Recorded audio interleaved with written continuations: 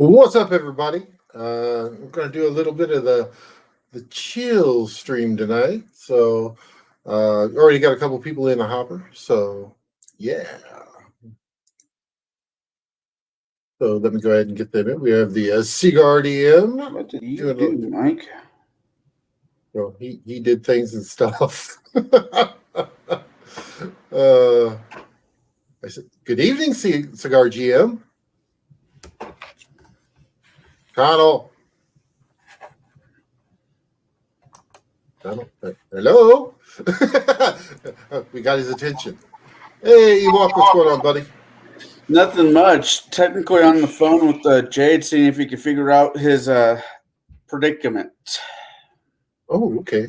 Yeah, I've got him backstage because I know he's having some issues with that. So I just kind of stuck him back there until he can get that a little sorted out. As you can see, I'm back in the hacienda. Ooh, the Baroni, and yes, it felt so good driving home today. In the spitting snow and all kinds of stuff. Hey, Shadow, how you doing, buddy? was there today? Oh yeah, it was spitting snow. I woke up this morning at the hotel.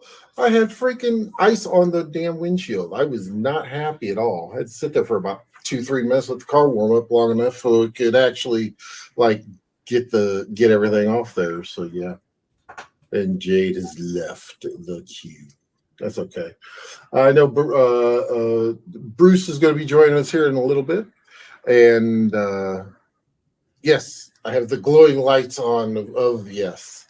So yeah, that's okay. Ain't nothing. When the wife starts bagging on you from the other room, it's all right. So, but yeah, we're just going to kind of, I don't really have any type of format tonight. It's just going to be a little bit of talking about everything. One thing I am going to kind of show everybody. Let's see here. Let me find that Discord. Can I send it to you guys? Yes. There was actually a really interesting thing that I found as I was going through my Steam wish list thing here. Let's see if Jade's got it now. Do you got it now? I can hear you. Can you hear me? What? Fuck you.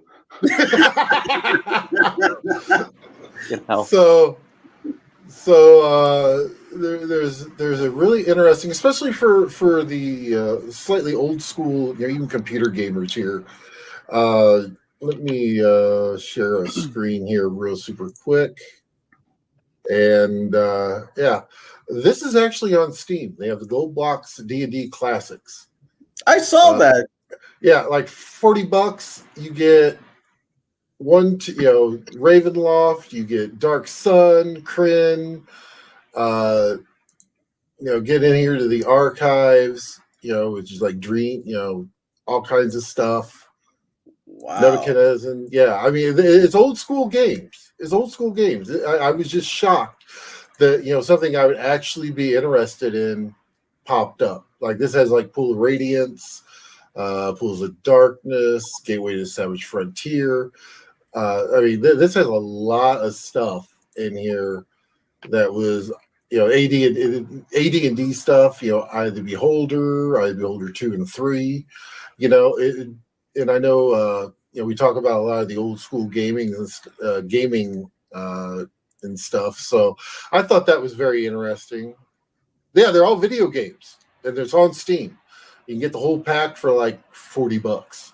That looks like what the old Mario bit 8-bit. I think these are close. I think these are like 16. More of a 16 than anything else, but yeah. But yeah, it's got a bunch of older games, and I was sitting here going, this popped up in my queue as I'm going through it, and I'm like, what the hell? What the hell's going on? This is like shit I'd actually be interested in. What the hell? or as like the TikTok goes, what the hell? What the hell? That thing. So yeah, but it's going to be kind of a free for all tonight on the talking. So we're going to talk some gaming. We're going to talk some other stuff. Talk some video gaming. We're going to talk a little bit about everything. So it's always fun. We maybe delve into some board games. And I figured that would make one person extremely happy, especially seeing all the board games that are lined up behind him on his shelves behind him. Well, actually, for the most part, let's see here. On this side over here, I've got just these 3 games right here. The rest are all tabletop gaming books. On this side, I've got, let's see here, Hogwarts Battle down there. I've got up here all the 3 different Suro. And then again, more gaming books and more gaming books. Oh, and Here to Slay. That board game up there. We're going to be on for a while. We're just going to be here and chilling, relaxing. I already got some major kudos from the wife. She really enjoyed the thumbnail that I put together for this tonight. It was the Chibi Dungeon Master. She squealed. But yeah, she definitely did squeal a little bit there. So I called that a job well done, especially for something I threw together in like 3 minutes. So that's not bad.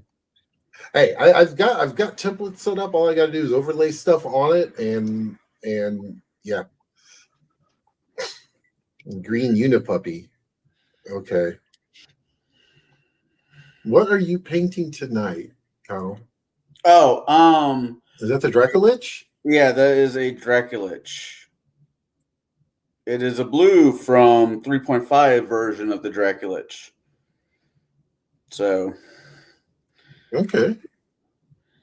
the problem is I don't have Bruce's setup where I have a light bulb, right above me. So I'm looking at all the small detail and thinking, well, that's fucked. But I'm already put this bastard down, pick up something else, and light a cigar and talk to you fine gentlemen. I use that term loosely. Hey now. Oh, she's talking about the Unipuppy. Oh, on the shelf behind Jade. Yeah, up there. Yeah, Yeah, the Unipuppy. Yeah. Puppy corn. It's called puppy corn. You This know- from Unstable Unicorns. I was at was it Costco's or was it Sam's Club? I think Well, it it might. depends. Was it in Peoria or East Peoria? I don't remember. This was a couple years ago, and I've drank and slept since then. That's a lie. No, that's not. Well, maybe the sleep aspect of it is. They were having these big stuff, unicorn kittens, kittens that were unicorns. And my ex-wife just like went, "Oh my God, they got kitty corn." And I'm like, whoa, Kitten whoa, corn, you yeah. need to be really careful with what you're saying. She's like, "Why? What's up?" She's like, "It sounds like you're saying kitty porn." She's like, "How am I saying that?" I'm like, "Say kitty corn again, and really quick in your head." She's like, "Oh my God, you're right." Yeah, Shadow and Sun says you can get a visor with a light on it for $20. I'll have to do that. I need to find that or get something that clamps to the table I'm working on. I've seen. I don't know. Yeah, it's kind of like what I used to have for my microphone before I switched it out for the microphone stand that I've got now. So yeah. Let's see. So on a little bit of interesting news, I don't know if either one of you guys were interested in the Flash movie. Yeah. I probably will be once it comes out. I'm trying to get through past the hype type thing. So yeah. Okay, the last several not Harry, it's a Harry Potter one, but it's the Fantastic Beasts and Where to Find Them. Yes, the Dumbledore. Yeah, the Rise of Dumbledore backstory. Yeah, one of the main actors found himself into a little bit of trouble there in Hawaii. Do y'all hear that? No. I don't know if he was on drugs. I'm not going to speculate. This is not what we do here. We do not speculate unless Bruce is on, then it all goes out the window. But he, for whatever reason, broke into somebody's house, threatened to kill them, and burned down his house. This is the main star of the Flash movie. So have a golden opportunity to be an actor, which a lot of us might not want to be, but get that chance going. Then somehow shit the bed when you're about ready to hit one of the bigger paydays of your life. Congratulations. You don't have to share that. But if people are interested in what I'm working on, this is what I'm working on, my my banner art That is, channel. Doesn't look like you've got any further. I spent the last 2 weeks fucking around with audio and other things. I haven't really done a lot with it. I'm just laying in my street lines now. I don't know what to do with this portion up here, like right in that area above the stonework. I don't know if it should be additional stonework up until like the last portion up here for timbers. Yeah, I don't know. And then my sign, I'm still not sure what I want that to look like yet. I'll fill it in later. Okay. So again, yeah, I'm just going to keep working on this during the chill stream. I'll be glancing down at the chat every once in a while. Yeah. I need to put you. There's nothing else I can do with you for right now. Yeah, so it looks like one of the things is that they've announced here in the last few days is they're actually looks like they're going to be have a Blade Runner tabletop RPG. Ooh, yes, Looks like I've it's- been seeing that. It looks like it's going to be hitting Kickstarter. Yep, absolutely. Does it come with xenomorphs? Probably not, because there's already Alien out there. Mm-hmm. That's too bad. I really love to see a crossover. I mean, it's part of the same universe, but I'd really love to see some kind of novel or something crossover between the two worlds. Oh yeah. I mean, you can. Yeah, if you're running a game, if you wind up getting that game, they've got them out there. I think it's being done by the same group, if I remember correctly. So if that's the case, then it should be. If there's running on the same engine, you should be able to do that. There's also a part of me that wants to hear Harrison Ford, that the famous line, "Snakes, why is it always snakes?" But be xenomorphs, why is it always xenomorphs?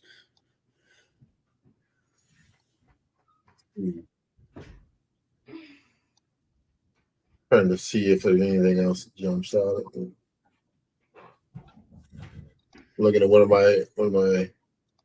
Oh yeah, Gloomhaven, the digital side. I love me the Gloomhaven on the Steam there, and since you guys are and Jade along with a few other of our friends are actually doing on the tabletop one, actually going through it and playing that, and they've got a whole campaign that they've been playing for it's been almost a year now, isn't it? A little bit, yeah. I just boxed it up because we haven't touched it in like 2 months, so I just boxed up everything. Reclaimed some of my table space. Table space? What? You act like that's a premium. It kind of is. Oh, you know what? Here, I'm gonna pop that out for you.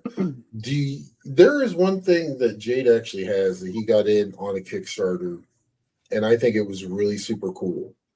It's a way of storing his board games. Yeah. I don't have it's an absolute ungodly mess right now, and I'm embarrassed to show it. So he will not be showing that, but there are storages out there for it. Well, God, yeah, it is. No, it's an unsightly mess. I'm not going to share that right now. I can actually say what it's called. We did the Kickstarter for, I think it was $250. It was called Box Throne. And during that year, there was like 3 really great ads that, like 2 of them I can remember clearly. I can't remember the third one, but the adpocalypse, 2 really great ads stood out. The purple mattress ad about the purple protector with the Sasquatch mom. That one was just hilarious at the time. And then Box Throne's commercial for their Kickstarter. If you haven't seen it, I recommend checking out. It was hilarious. It was one of those moments of shut up and take my money, because holy crap, they did a great job on their advertisement for it. So yeah, I would highly recommend checking them out. If you have 100 board games like my wife and I do, it is a good way to store them. So anyway, Yeah. maybe another night once I get that cleaned up, I'll post that image. Yeah, we can actually do that on Table Breakers or something like that. We can so it is to come. Yes. Yes. One day. Really, I mean, speaking of Table Breakers, I think we've been actually doing fairly well with that. Last week we hit the low levels, we hit the mid levels, and then we're going to do the high levels. And I'll be doing Gatekeepers on Wednesday, and then we'll be able to basically I'll get the ball rolling with it, and then we'll just kind of pick that up once we get the ball rolling and get that on to the bring that into for our own takes on that and things that we do with the high levels and everything else. I know there was some stuff that we were talking about with the mid levels last night. I think we kicked out a lot of interesting things to the folks, and it was also one of those things where they were that because I did get some feedback of, man, you guys are evil to your party. It's like, no. We're just keeping the game balance. That's all we're doing. I mean, it's a matter of perspective, really. But yes, we can be evil GMs. Any GM can be evil.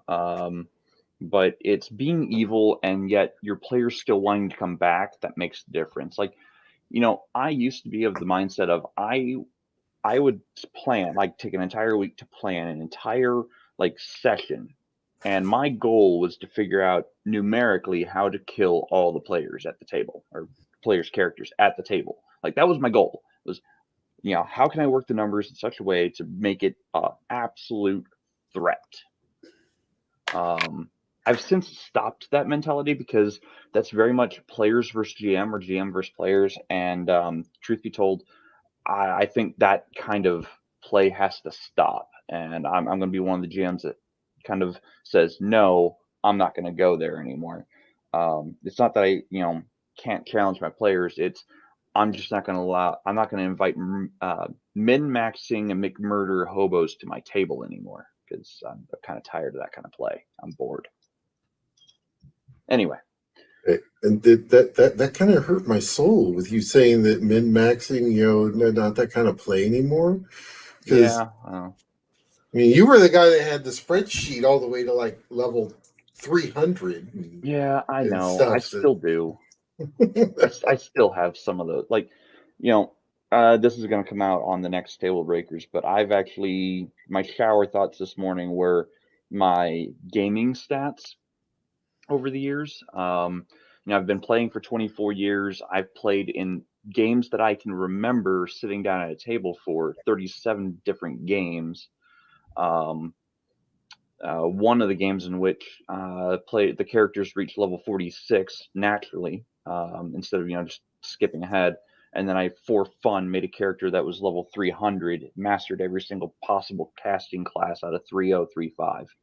So, yeah, that's what I did in my spare time when I was unmarried and bored.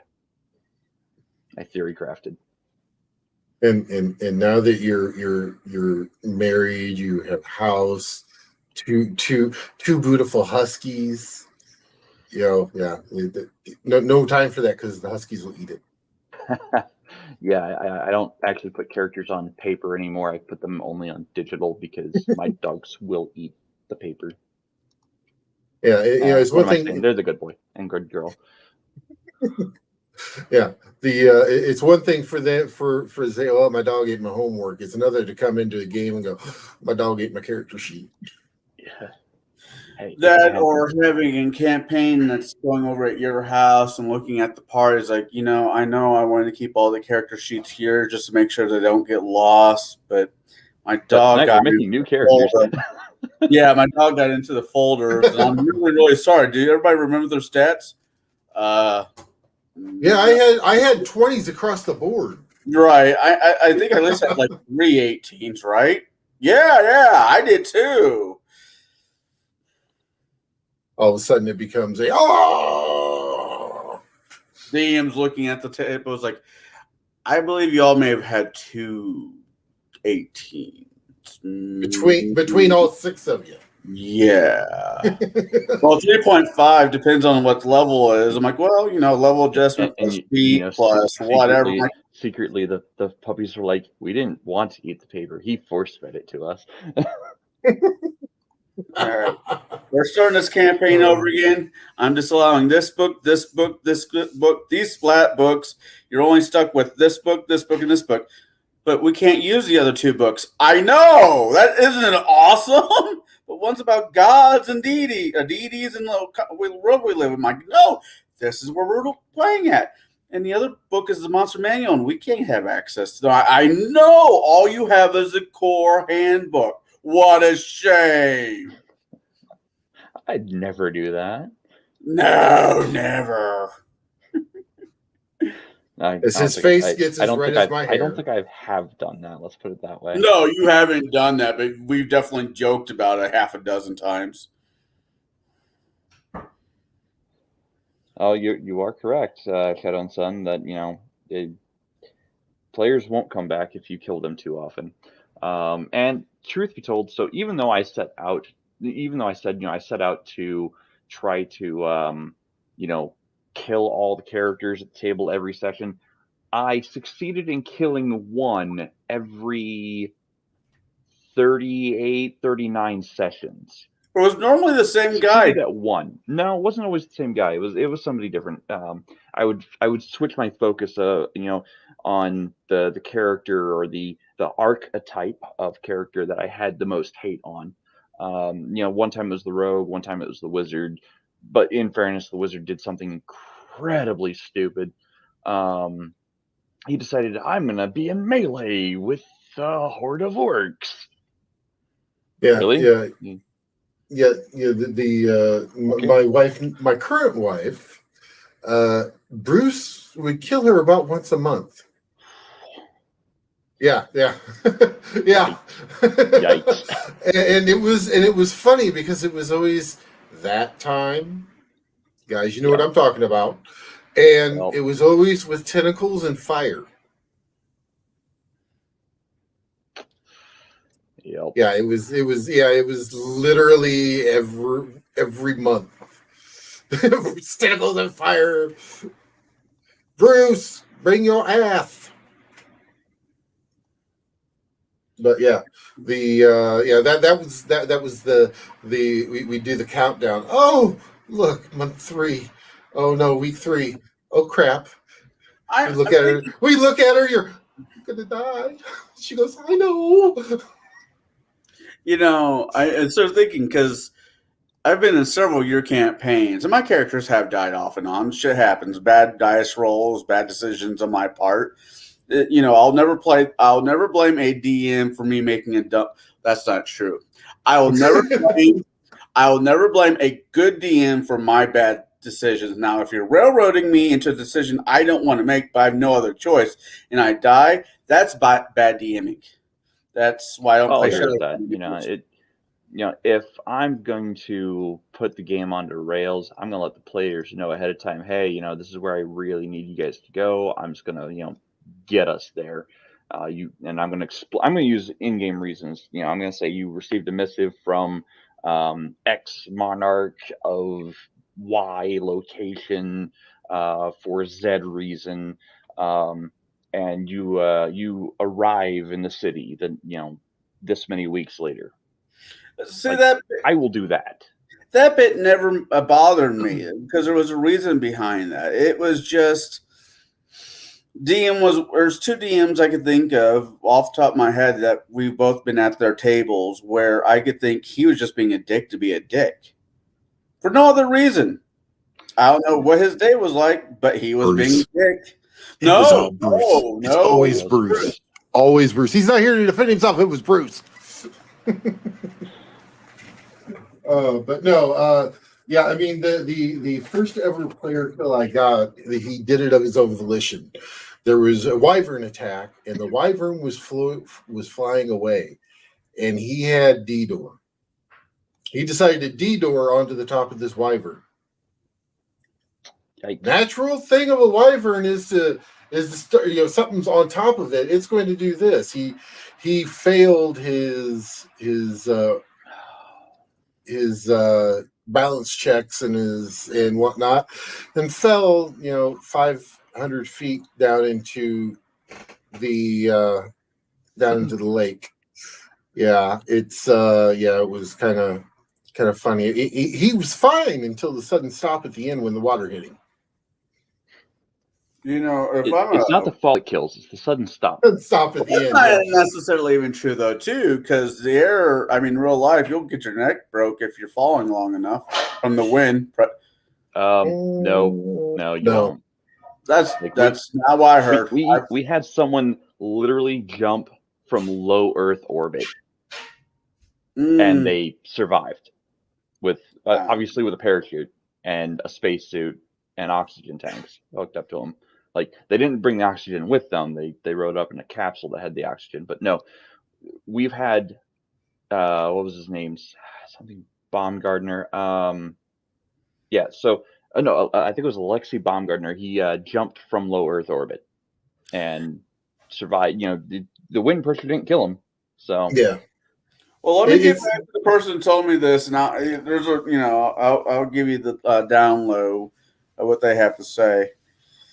Because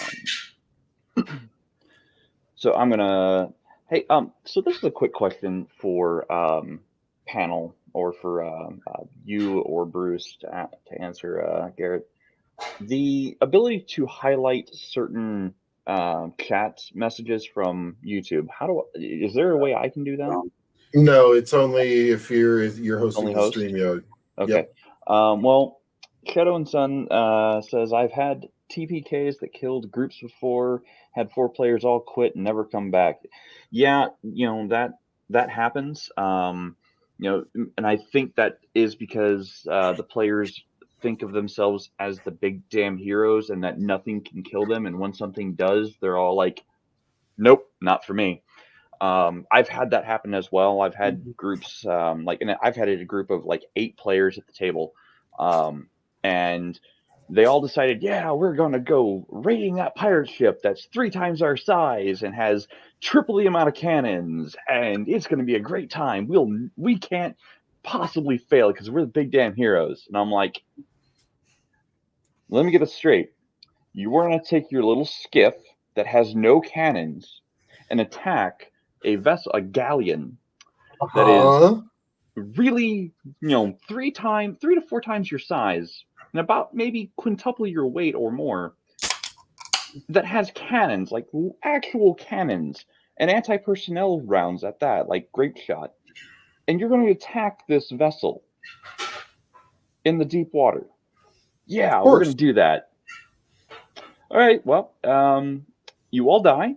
Time to make new characters. Well, you didn't even roll dice. Do I have to roll dice? Do you really want me to roll this out? And they're like, yes. Okay, sure, let's do this.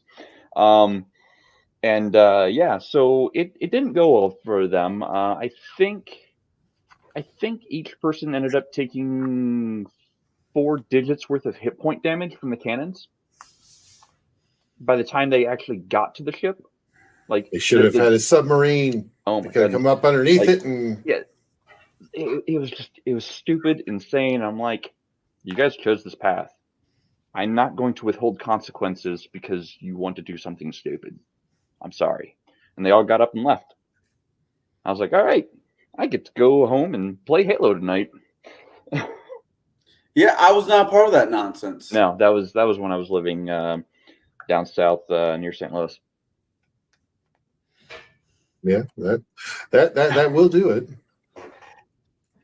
I've never had. Well, that's not true. I was about to say I've never had somebody rage quit a game.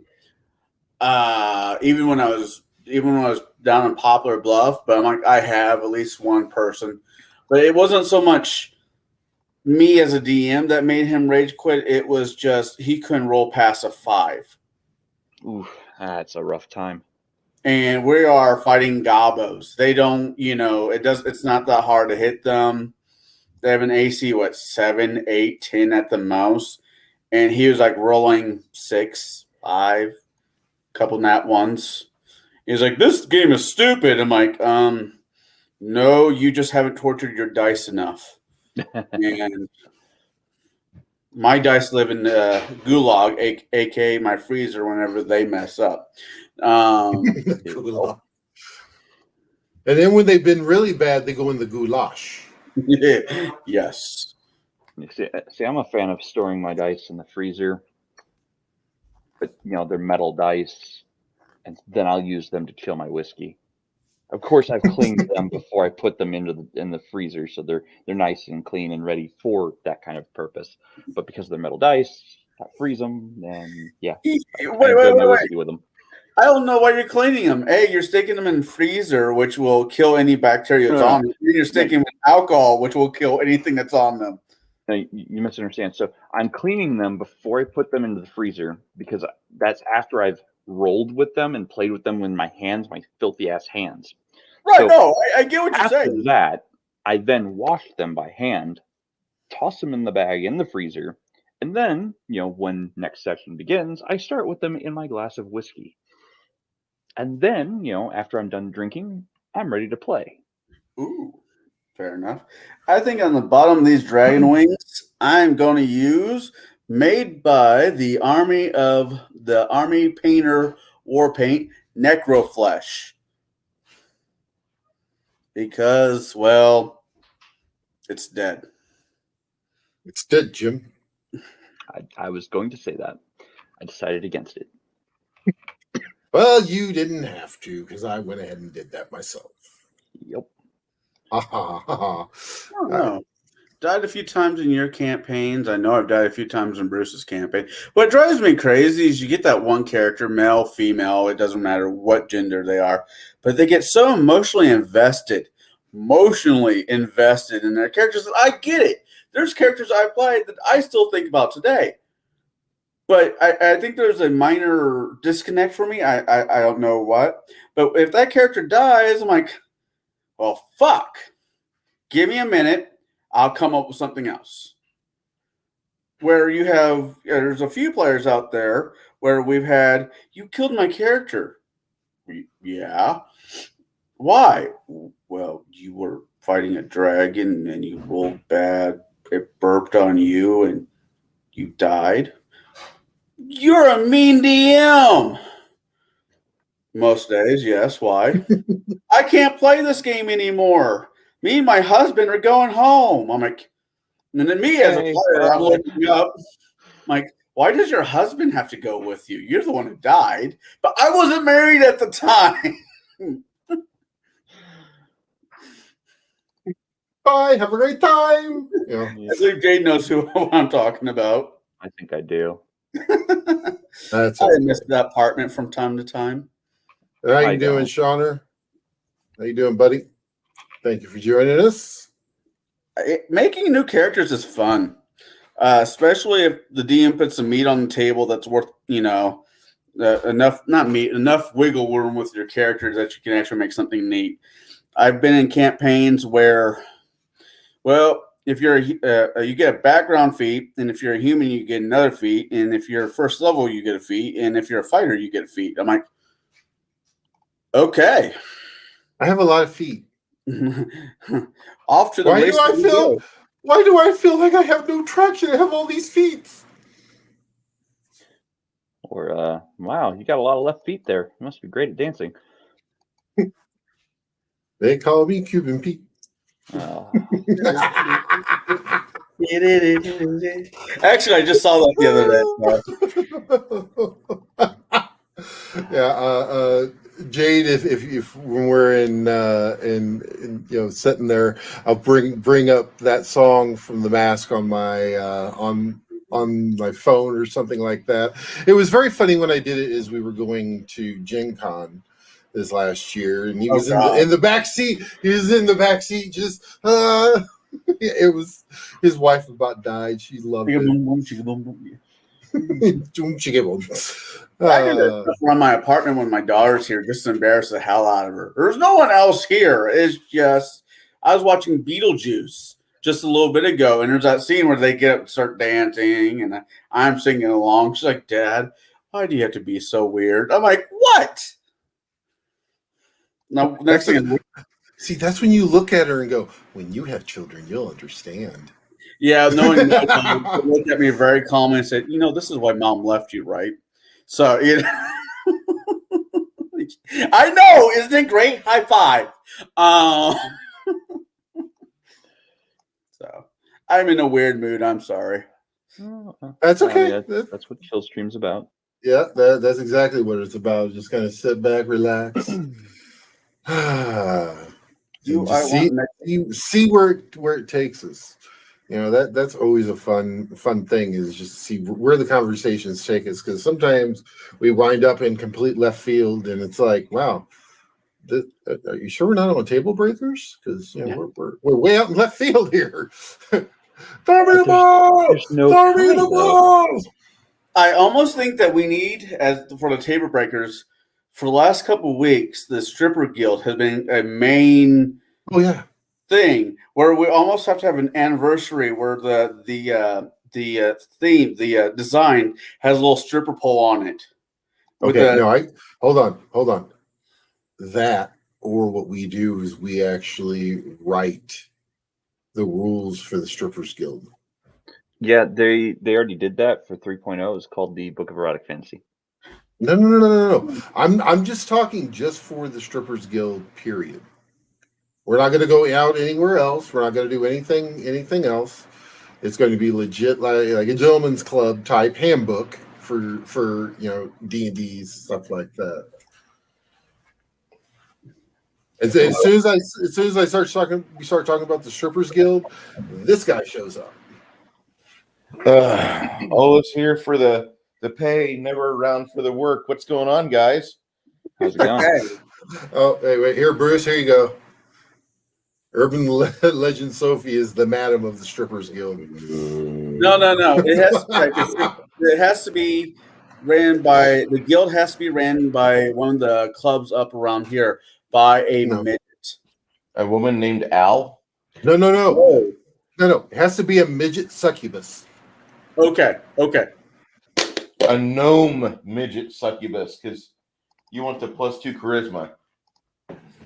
Well, isn't the midget part redundant? Well, she could be a quarterling. Quarterling. I mean, at that point, she comes up short every time. What was it? Green tooth, Greenfoot, green. I don't know. One Christmas creations. We don't want to talk about. You're talking about the Strippers Guild, and then all of a sudden, green teeth, green feet. Some people have weird things, but that's a little overboard, man. No, it was in Bruce's Kingmaker back in the day. He had some tramp that lived in town. It was like green something. Leave it to my wife. Leave it to my wife. And my puppy, my little puppy.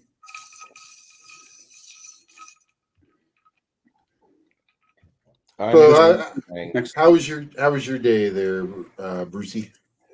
Better here starting off on a weekend than stuck in a Groundhog Day of Friday. You know what I mean? I'm glad the week is over, and now we can proceed and enjoy ourselves and have a few days of repair and do what have you.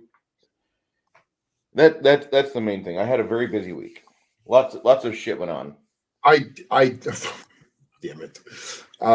Although I did think of you today, because at the office I was in, that was training in, I went outside for a cool, refreshing tobacco product and looked over at the car wash next door, and they had 2 trucks that looked a lot like a couple of the pictures of the trucks you've posted, and they were cleaning out something. Oh, the car wash. Honey pots. Out of the car wash? No. I know somebody else who used to do what Bruce does, but at the one of the major airports, and they called those honey trucks. That's a honey truck. They go for the honey bucket. It's a That's thing. what I've- Bruce that's just what I've heard verified today. it. It's a thing. I've heard yeah, them but referred to that as well. Bruce is weird, so yeah. I mean, aren't we all just a little bit? Here's where we are not the same. I'm so happy to wake up and go to work and play with shit. Yeah, but you make about twice what I make in a year. So I mean, No, I don't. If we compare W-2s and you see what I have to go for my withdrawals, like my breakdown, it doesn't really matter much. I'm making more than what I did in Deer Creek. Oh, your apartment's up for rent again. Man, don't say that. I would love Your that. apartment's up for rent again. That apartment was the greatest apartment I've ever lived in. I was driving by it to get down to Charleston a couple weeks ago, and I saw a for rent sign. Why are you driving by Deer Creek? as I said, that's kind of out of the way, isn't it? Yeah. I didn't want to go home. I don't know. I was taking a roundabout way. He Because took the scenic route. Yeah. Yeah. So I used to do that.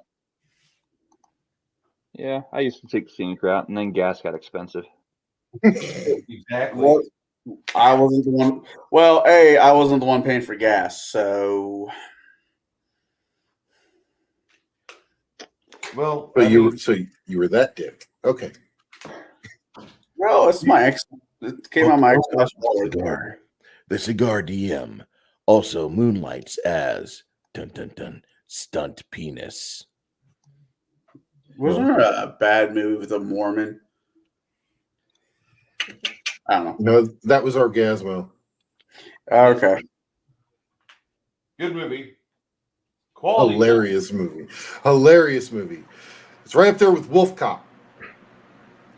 The cop's name is Lou Garou. Yes. Yes. And okay, I will say this. It has the most amazing werewolf transformation I have ever seen. I think Hal still takes it. No. I'm not going to give it away because I want Bruce to see it and him be going, holy shit. And then he'll turn to me and go, that you're right. This was the greatest thing ever. Is it better than FDR American Badass? Yes. Okay, I have to watch it. Because FDR Yes. American Badass is just like must watch cinema. Yeah, it is totally, yeah. I mean, even Eleanor did not want to be with her husband anymore because after he was bitten by the polio-stricken werewolves, his legs turned into little baby legs, and she just couldn't stand the sight of it. There you go, Bruce. Have you seen that one too? Zombievers? I need that.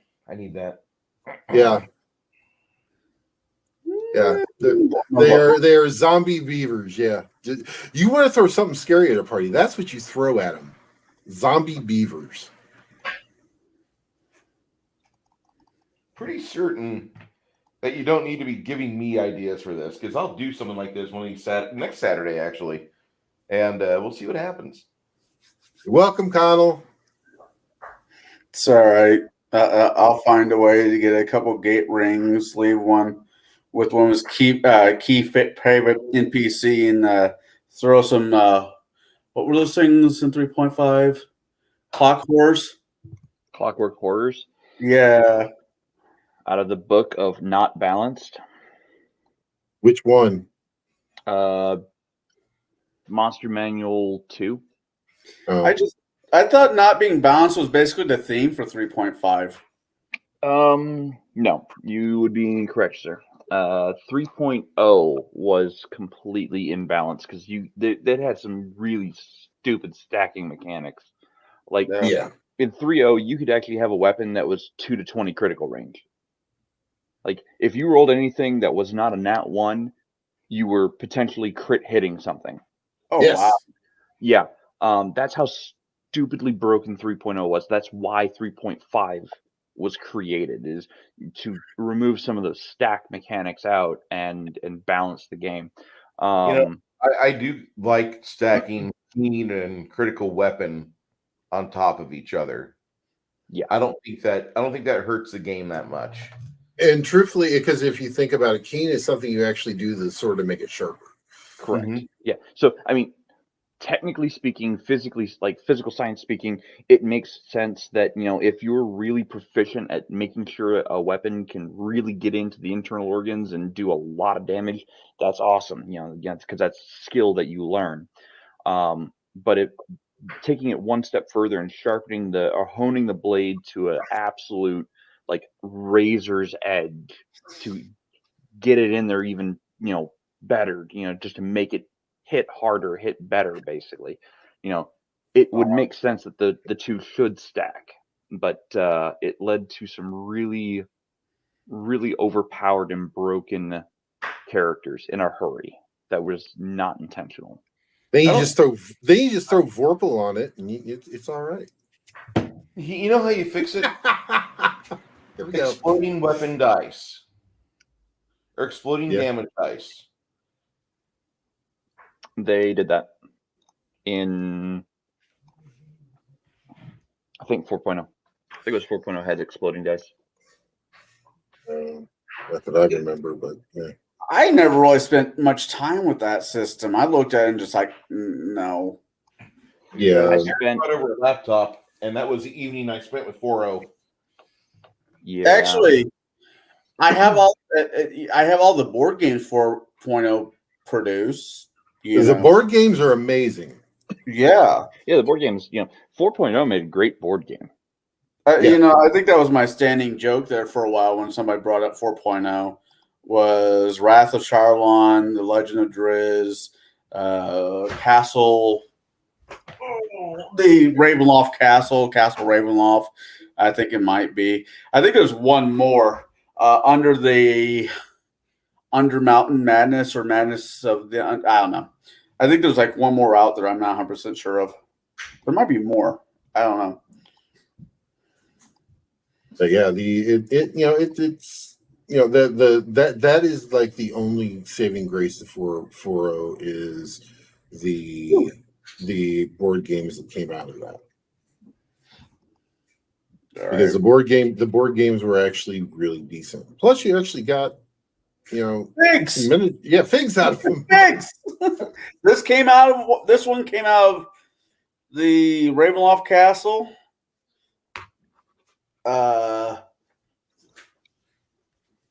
This one came out of Legend of Driz. Yep. Plus all the characters of all the classic characters from the series. And this one came out of the Wrath of Charlon. Plus about 15 other freaking figs. And they're blank. So for those who ever want to paint your figs, all you gotta do is sit down and prime them and go get busy. Giggity. I was reading the chat there, and John Leah's comment still there. The house across the street still for sale.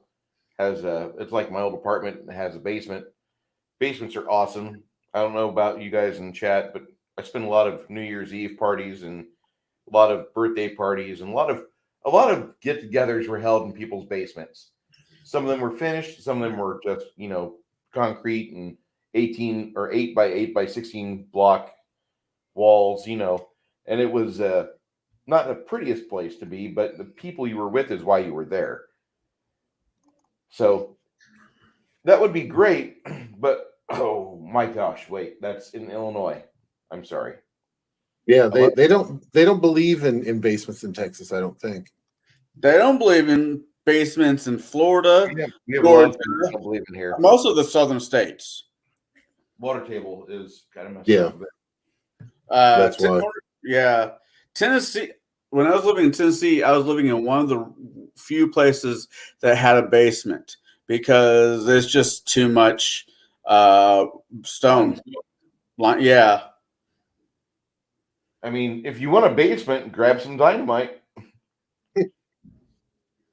Well, there was a house that a buddy of mine used to live next door to. It was actually built. It was a 2-story house, but it was built into the ground. So they actually, the first story was like at a basement level, and then they had another story underneath that. And the reason why I like basements so much is that I was raised up on, a train set in the house. So that was naturally where you would put your train collection, your train stuff. Now Bruce is going to have to find a house with at least 1 or 2 extra bedrooms to put all his stuff in.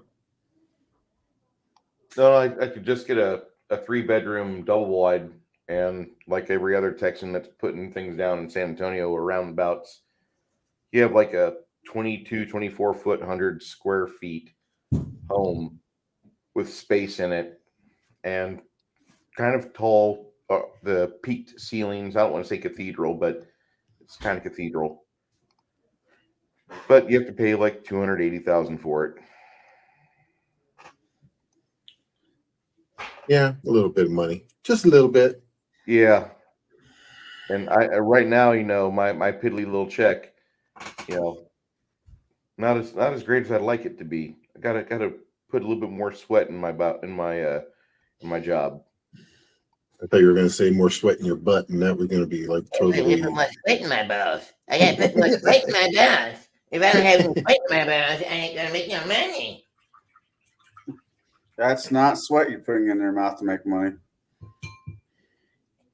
Are those tears on your stomach, little girl? Oh wow, this just went to PG-13. I'm so sorry. Yeah. I don't know where that was going, but yeah, we're going to pull that horse back. Yeah. Ooh.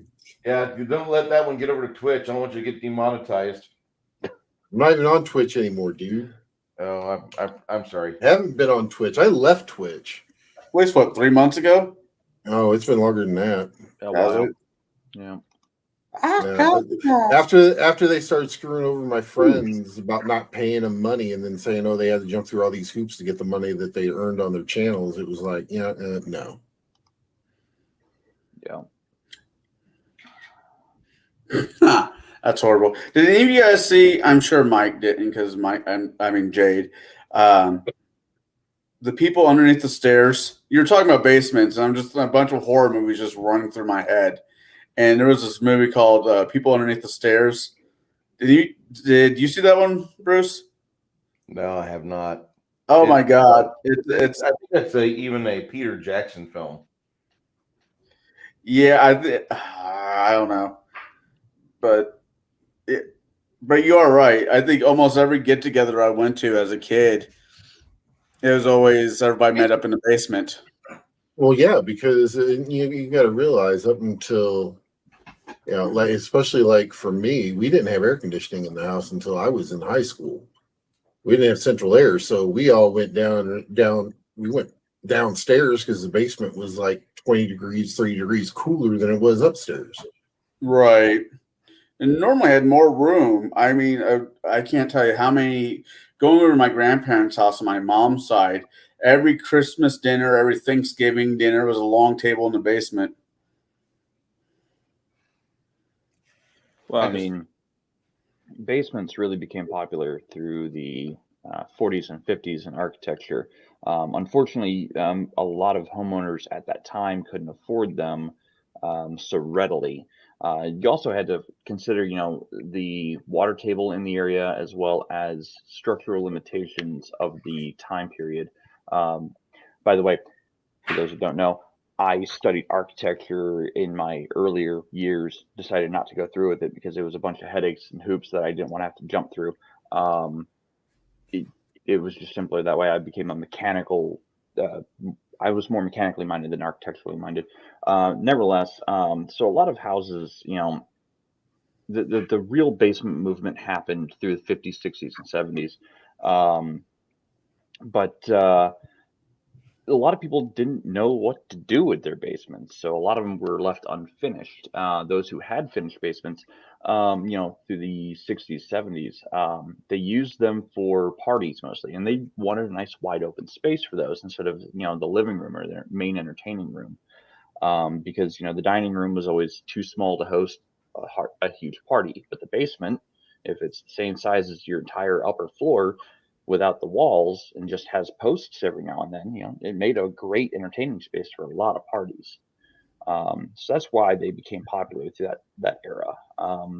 Now they're, a lot of people still don't know what to do with them, except gamers, really. I mean, well, that's not true.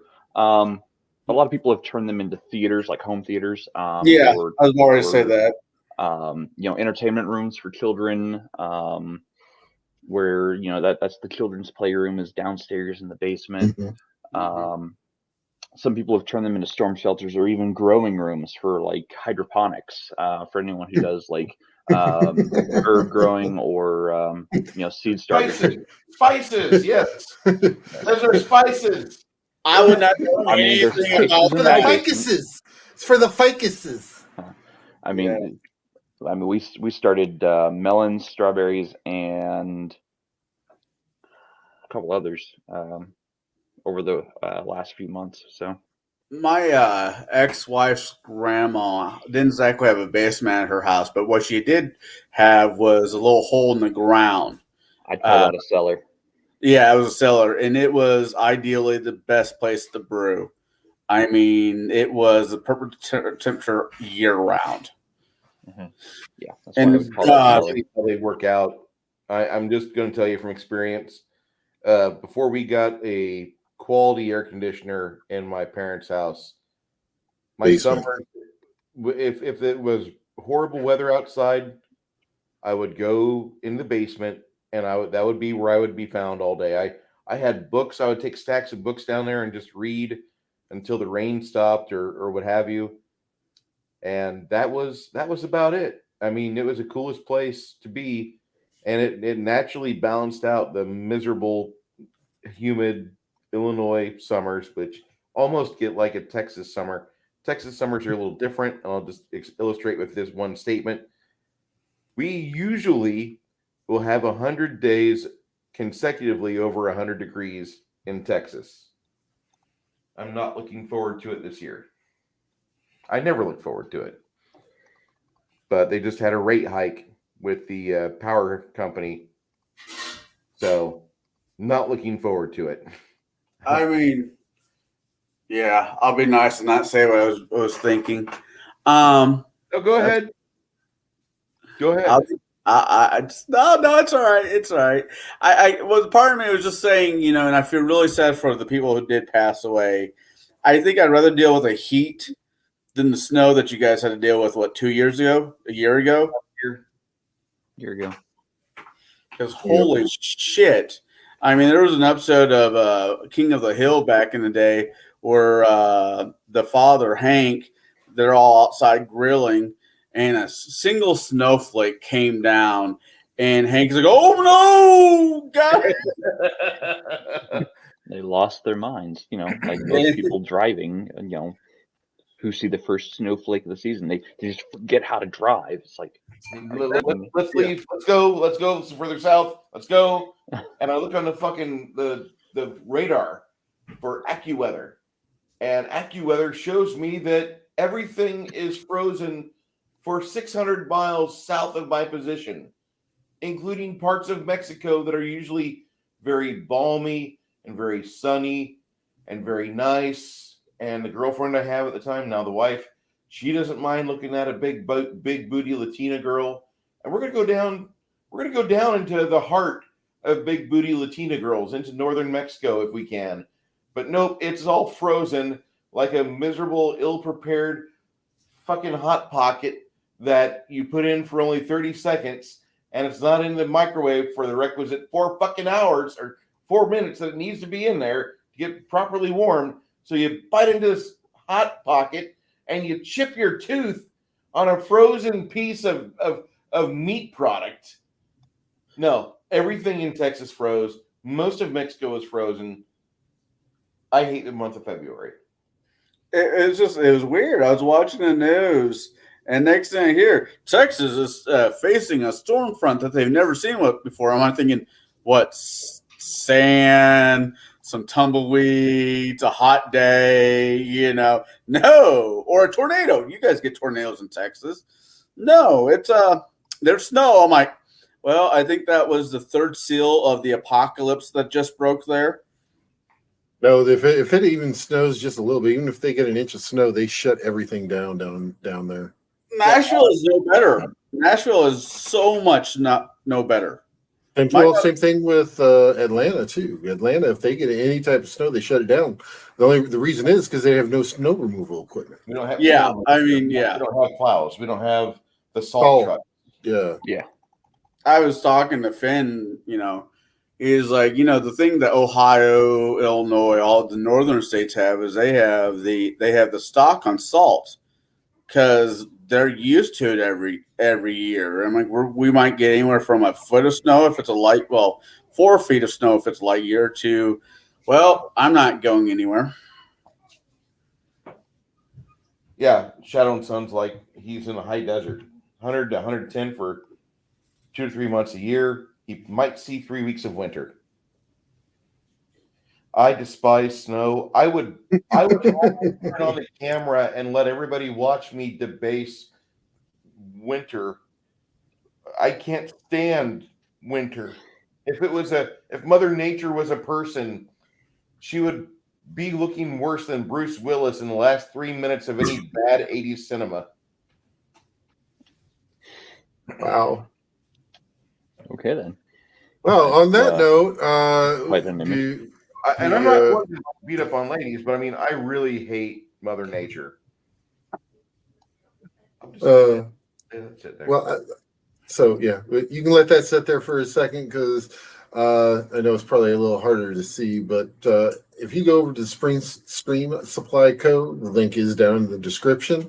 Use the code word GROCK. You will get 5% off of any purchase on the website. And just to kind of, I'm gonna actually, got to do. I got to do the little shilling here.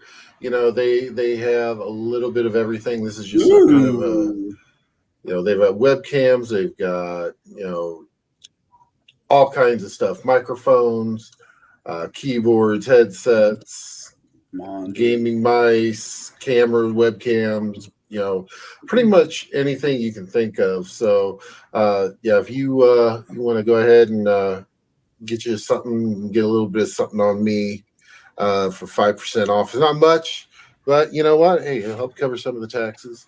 And it is only available in the U.S. currently. So our folks across the border, I apologize. They're not going to be able to get it, to smuggle it across there. The Mounties know about it, so they intercept all that stuff. So, but yeah, so definitely. We're doing more shilling. Okay, I got you. We're gonna do a little bit more shilling here. I opened up my mail today, and a little blackout coffee. Yeah, veteran owned and ran. Very good coffee. Amazing coffee. I opened my mail today. I got this. Brazilian. It's Papua New Guinea and Brazil. The Southern Hemisphere blend. Sounds nice. Sounds real nice. I like their stuff. That No Compromises bag, that is one of the best bags of coffee I've ever invested in. And I call it an investment because when you stagger to your coffee grinder at 5 a.m. and you pour those beans in and you start to blend it and that smell hits you, and then that day as you're driving to work on a 20-ounce tumbler and you're thankful for everything because you're not dying in traffic. Look, they even have like blueberry crumble, hazelnut cream. The hazelnut cream is good. The blueberry crumble's good. They have a Highlander grog with like a cinnamon spice in it. It's really good. Coconut rum, chocolate cognac. Ooh. Mint chocolate chip. Coconut caramel. Mike or Jade. That right there. That's what you need for your wife. That's her jam. Bruce will get you I'll get you 10% off there, Mike. Oh, look, they got Irish cream flavor too. And chocolate. Man. See what I did there, Bruce. You see, the problem with that is I already have a bunch of coffee that I like drinking, in the house. But I'm still waiting for something I kickstarted back, over a year ago now, that was supposed to work with my Keurig. But setbacks, delays, and whatnot. We have pods. We have K-pods. Okay. I will say, well, wait. They got bananas Foster, carrot cake, cinnamon French toast. Okay, that's just weird. I'm sorry. That belongs on my plate. Wait. Hold on. They've got essentially, you can't call it snickerdoodle, but that's what the coffee doodle is. That's snickerdoodle. Damn it! I'm gonna have to go buy some. Ooh, French vanilla. Nom nom nom. That's my favorite.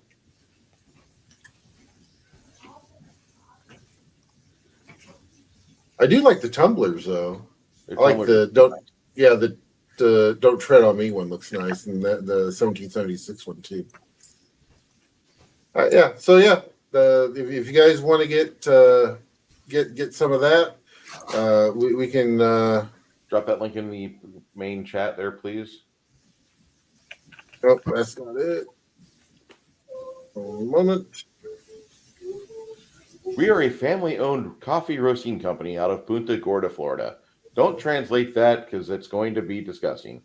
We serve worldwide for the highest quality coffee beans, working directly with farmers and local cooperatives. Don Santos. Santos, I believe, was ex-Army or Army vet. So. Oh, wow. Woo.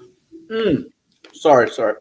I'm eating the rest of my wonderful daughter's sushi, and I got a little pearl, not little, a decent sized pearl wasabi in that last bite.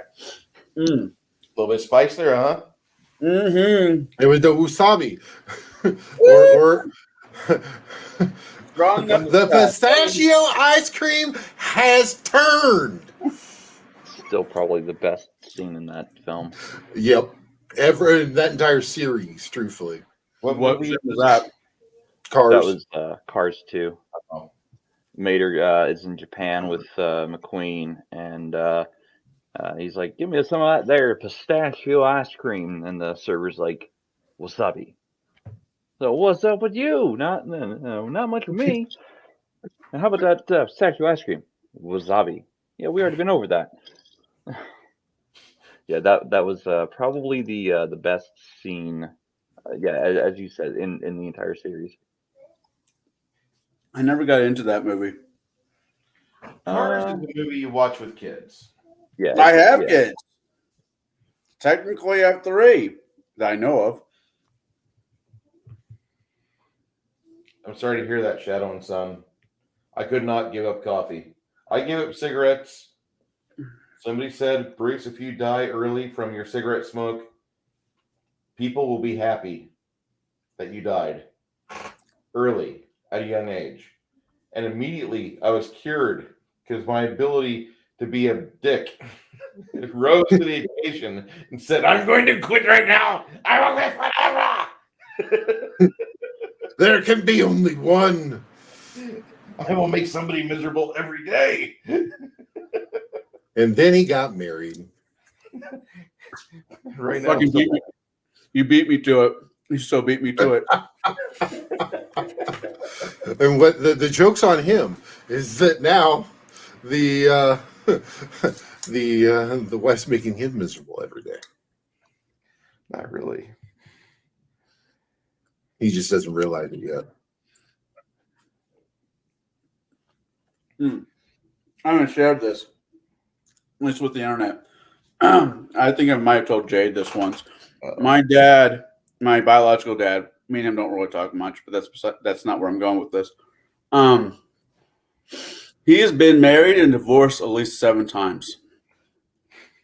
So, like most, He just likes the never mind. cake. I'm gonna leave that one alone. So I'm expecting when he dies, and if there's a funeral, there's just going to be a long line of women either spitting on him or cussing him out.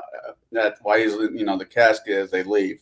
Dude, think of how many stepbrothers you could have. You'll play the drums forever.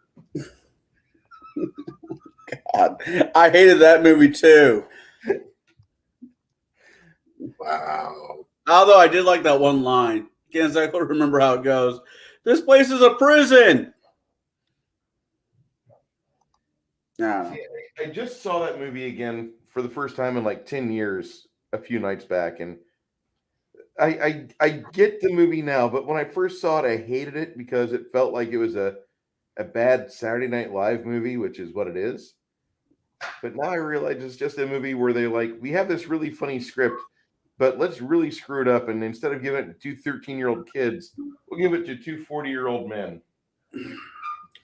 You want? No. A good Saturday night skit movie was The Blues Brothers. The first one. There's only one. The other one is what we don't talk about. And I made myself dinner. You did make yourself dinner. Holy shit! All right. Yeah, I won't tell you guys why I was gone for the first 50 minutes of the stream. I'm sorry. Had the ability to make some food, and the glutton came out. No, my wonderful daughter made herself some. Keep in mind she's young. Made herself some asparagus, which I'm about ready to sell a piece. 2 pieces of salmon. Sorry, Mike, you can't have any. Jade, sorry. And onion. There's onion in this. Like my food issues aside, I don't mind it when other people eat the things that I can't eat or that will kill me. Like, enjoy it. Like, if you enjoy that kind of food, enjoy it. You don't have to apologize on my behalf because I can't enjoy it. It makes me explode when I sit on the toilet. No. Well, I mean, you can enjoy it. It just means that I can enjoy it once. An EpiPen is needed. So Yeah, Well, I can enjoy seafood once. There was a plan that Only me and Jade had there for a while when we were roommates, especially during Lent. We were going to get a wheelchair and park it right in front of the ER, and he was going to try different sushis. And the one and which one didn't. Yeah, which one he started to blow up, I was just like, Spartan, kick his ass, the back of the wheelchair into the hospital and just leave until he gets better. Yeah. Then he, went off and got responsible and got married.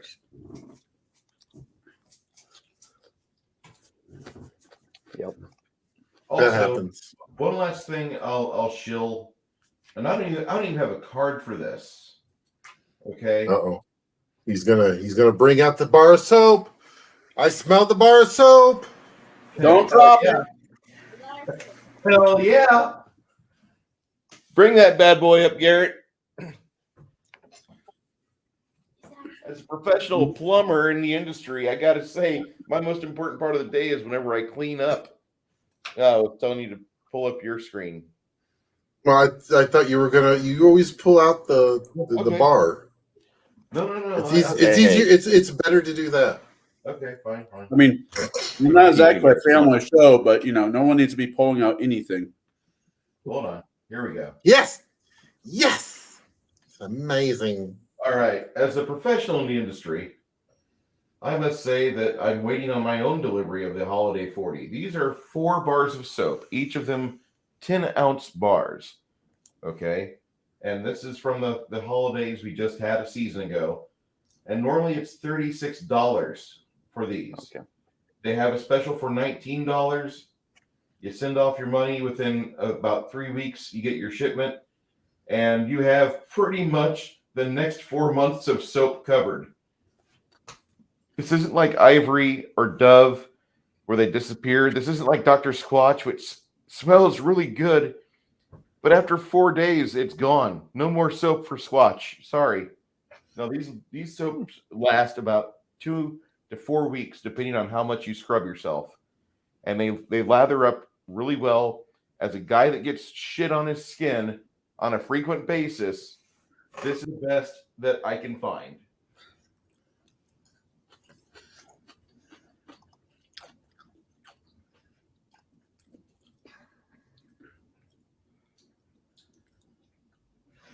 Okay.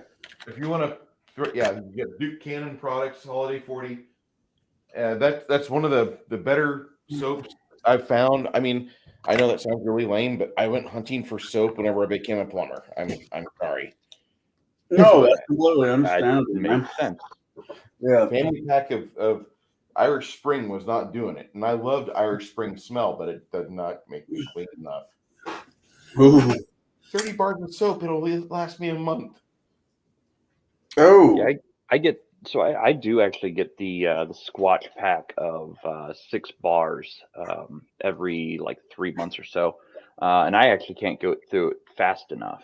Really? But I'm not in a dirty industry or a dirty jobs type industry. I'm very much a desk jockey.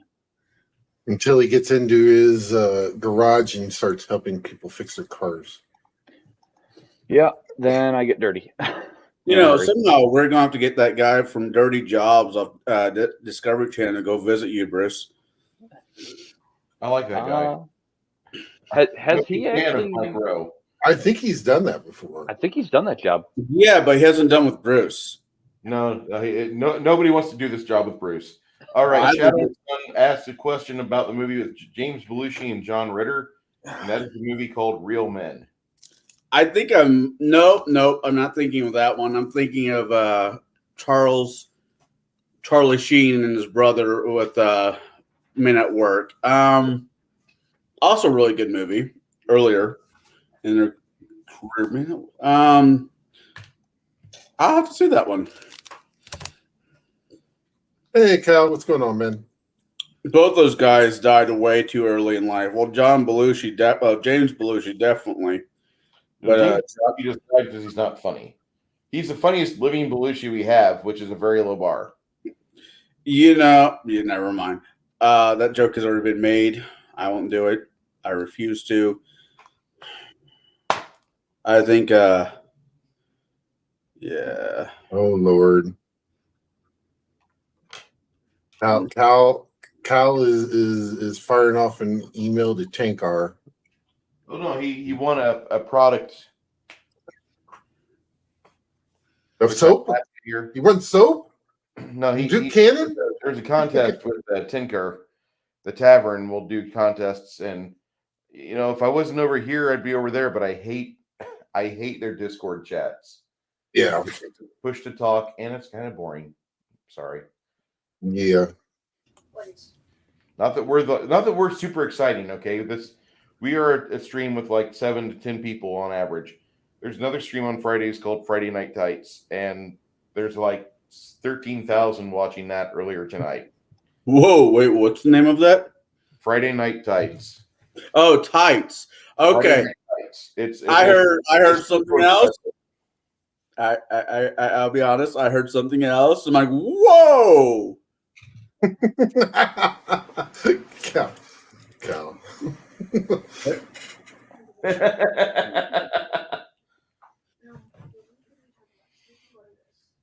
Yeah. So, Matt.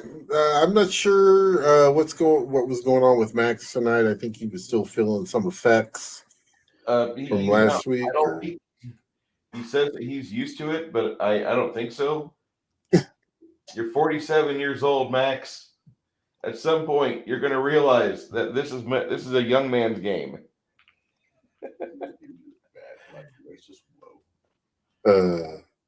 But yeah, hopefully he will be back on next week, and we will have the normal Max shenanigans and whatnot going on. We gotta get Jade on that show. I don't think he's made a presence. Only if I'm invited by the host. It's an open invite. It's an open invite, and he puts links in Gatekeepers, which you belong to. Okay. One of us.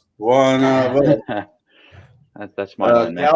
Max was doing some composting in his yard, and from what he sounded like, he only needed like a yard of it. But somebody brought a 42-foot dump trailer.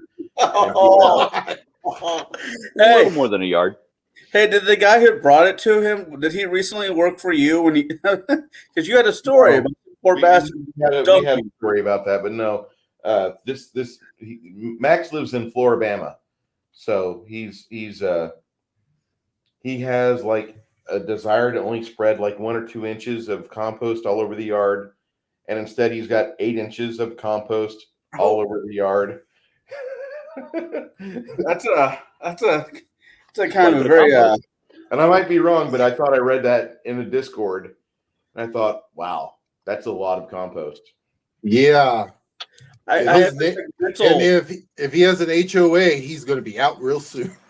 I just had the mental image from Jurassic Park, the original Jurassic Park, the first one, where Jeff Goldblum walks by the great big pile of what was it? What dinosaur was it? That was Stegosaurus? Brachiosaurus, I think. Oh, What? Velociraptor? No, it wasn't Or Velociraptor. maybe it was Triceratops. There's a Triceratops. tri- He's like, where she gets where she puts the glove up to the arm and sticks it in the poop. Yeah. No, I can really be on We'll talk about it later, Boo Boo. My 11-year-old, I'll say the age because I got permission from her. She's telling me I'm wrong, and we'll just have to sit down and watch a movie so I can look at her and say, "Aha! I'm right." You know how many times I've had to do this with your mom? that. Was so loud. conversations like that lead to divorce. Oh wait, never mind. Oh, Tell you those about Max. who are interested, tonight I am smoking a Rocky Pertel, not a bad cigar. It's called The Edge. Yeah, it's not a bad cigar.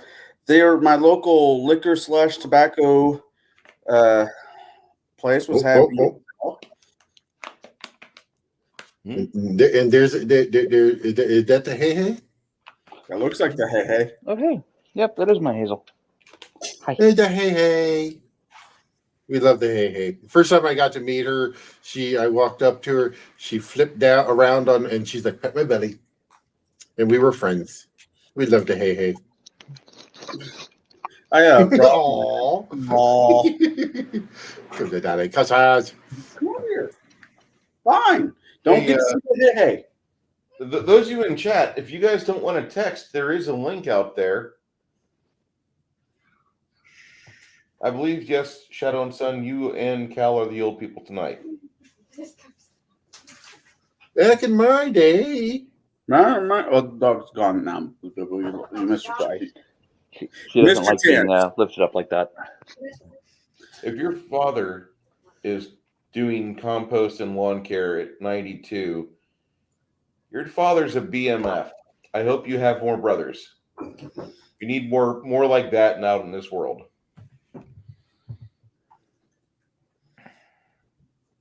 True story. So what are we painting tonight, Bruce? I'm going to finish up that lizardman I was doing last night, and I finished up my aliens. I had my little grays. There's a game that I bought called Escape from Dulce, and I bought some Reaper gray aliens just for that game. I can't see the detail on it, but anyway. They're slightly gray. Yeah. There's a lot of gray there. Not a gray area. Sorry. Yeah. Speaking of Wow. 92 and he still rides a horse every day. Nice. damn. Man's got some serious sand in him. Good Yeah. deal. I was watching the news the other day. And I don't know if for you California guys, the news was basically saying if you have to go to LA, leave all your things of worth any money at home and don't go home the same way. And in the back of my head, I'm thinking that's absolutely You mentioned this on Wednesday. yeah, that's absolutely horrible. And I'm like, just really sad about this. Not in the back of my head, it's like, dude, you need to go to LA. I'm like, why do I want to go to LA? So you could play Escape of LA. Yeah. I could be Snake Plissken.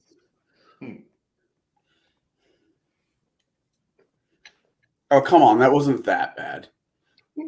It would be funnier maybe if I didn't hear it Wednesday. Yeah, Shadow. That was Miss Hazel.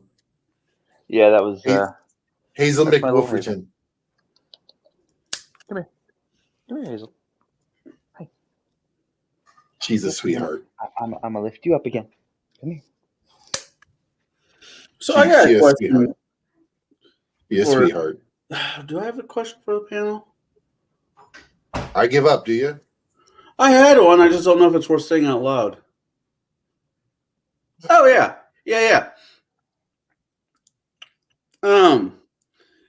It's the end of the days. It's the end of the days, right? And somehow you're able to sit down and roll some clickety clack math dice.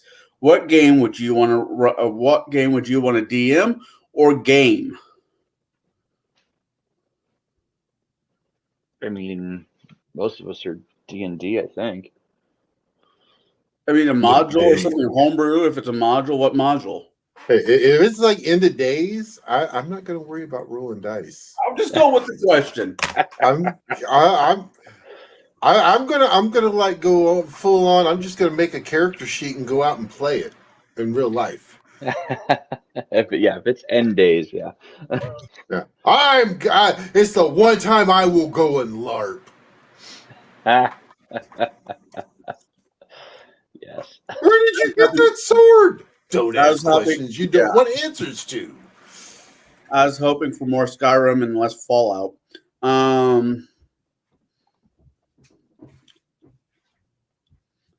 Okay. Bruce, where'd you go? I'm right here.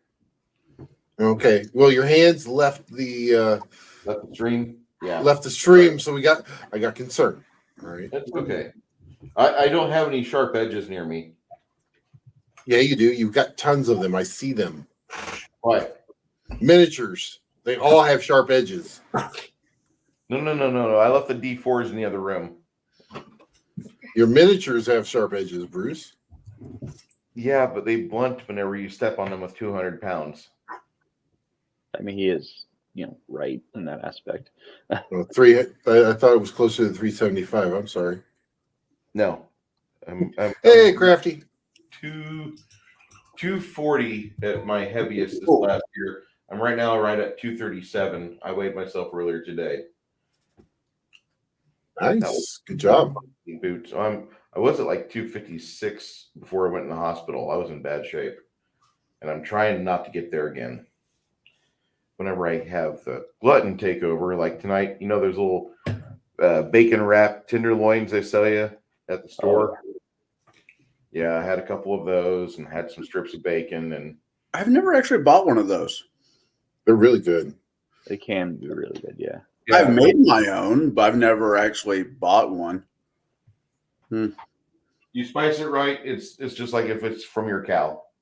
Mm-hmm. I think the only thing I've wrapped here lately in a prosciutto, not bacon, but prosciutto, was I did the Gordon Ramsay beef Wellington.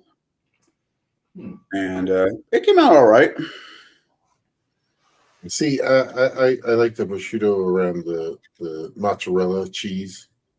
It's so good. Just wrap it around the cheese. That's another reason why I need a basement.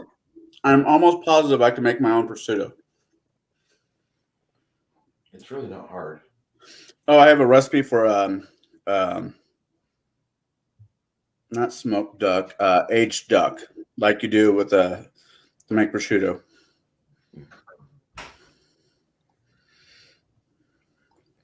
So, anybody going to be doing any gaming this weekend?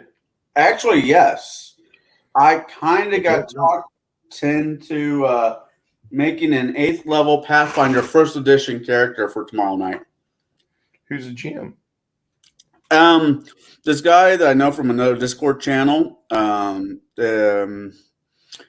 don't know. I've only met him a handful of times. He seems cool, and after I got done talking to you all last night, kind of bounced over there to see what those bunch of cool kids are up to, and I'm painting a fig. He's like, "What are you painting?" I'm like, "I'm painting the White Dragon." He's like, "You want to play Pathfinder?" I'm like, "Sure." On what system? Roll20. Okay. I'm like, "What books are allowed?" He's like, I don't know. How long have you been playing Pathfinder? And part of me was about ready to say, I've been playing for Pathfinder. I'm like, I'm new to Pathfinder. He's like, well, if you need me to walk you through it, let me know. I'm like, okay. Oh.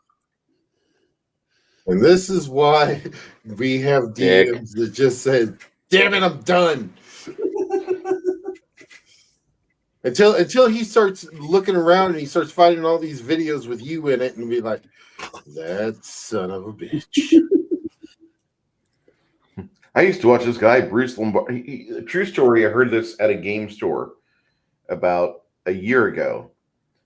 And picking up miniatures, and this guy says, hey, I know you. Okay. Hi.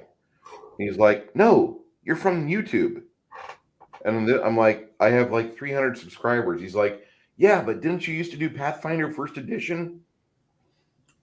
Yeah, I still do. But wait, why would you know me? He's like, you're Bruce. That video. So apparently back in the old days on the Paizo forums, we were one of like 8 or 10 groups that you could reliably find videos for. Oh, shit. Yeah. 2009, 2010.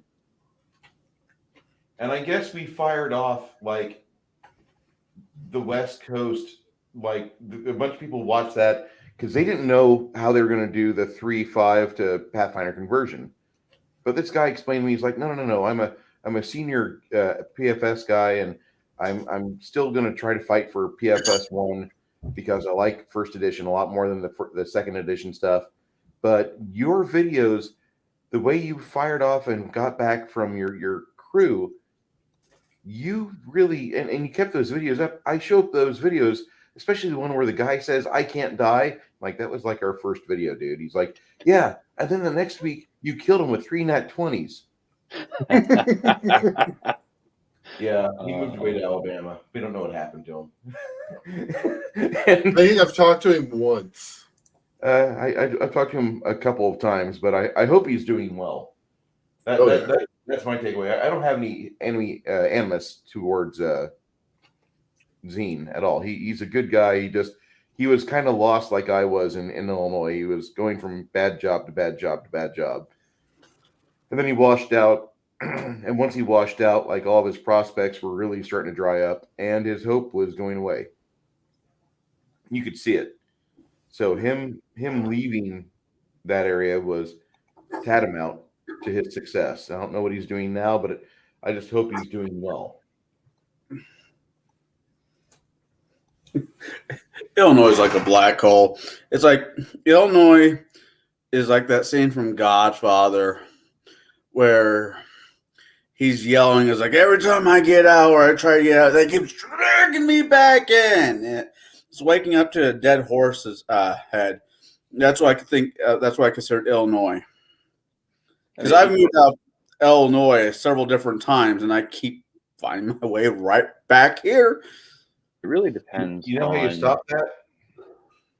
I'm gonna tell you how you make a move and make it forced. You don't give yourself a way out.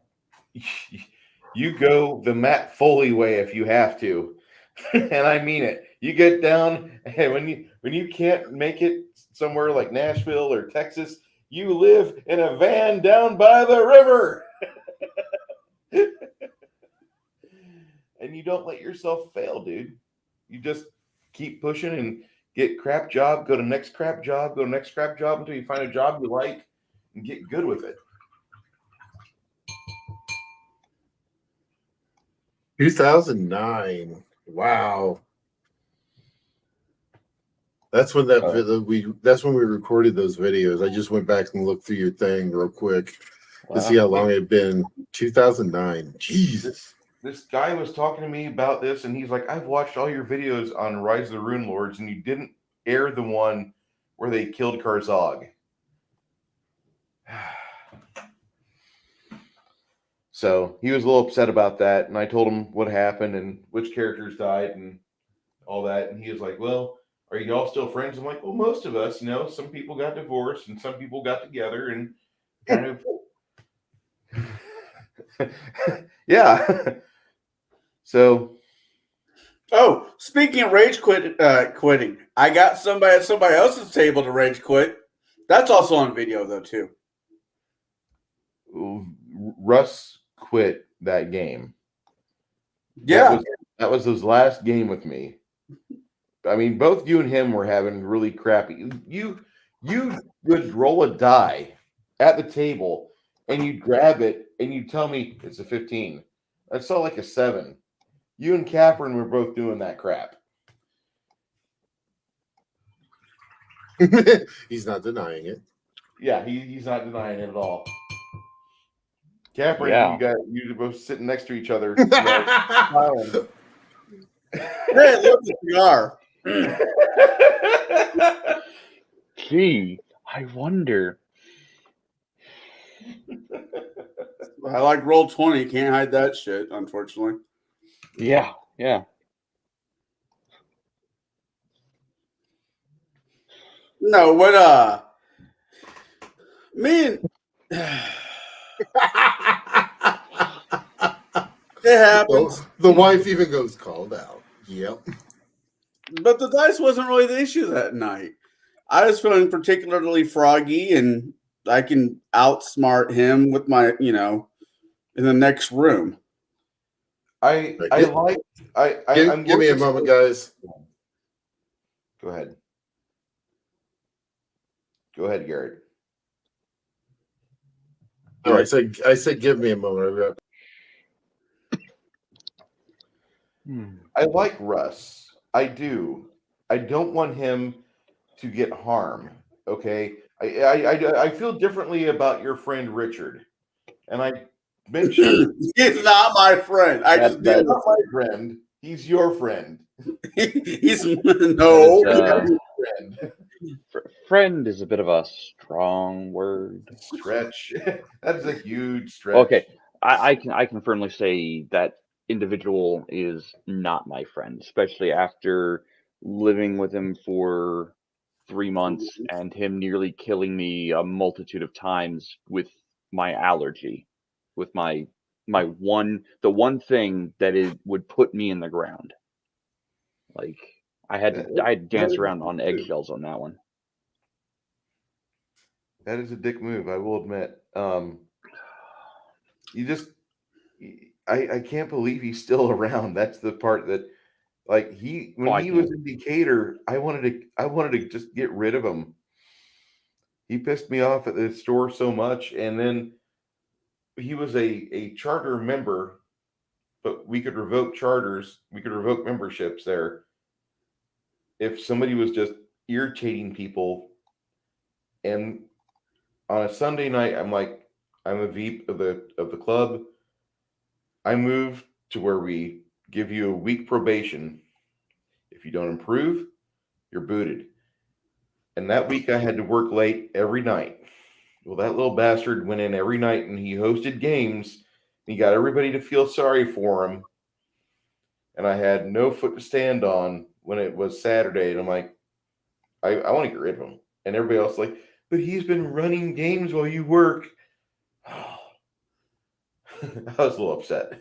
The thing with that gentleman is the difference between that gentleman and Russ is Rick's not an idiot. Rick knows how to play the game. Yeah. He might not always do it.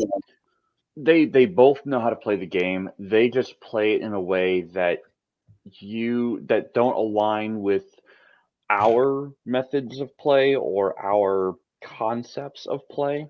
That's like I've told at least one game master that I think 3 people in the group know. I don't know if Bruce knows the guy, but I've told the game master outright that I don't believe I myself could sit at the same table as Russ ever again.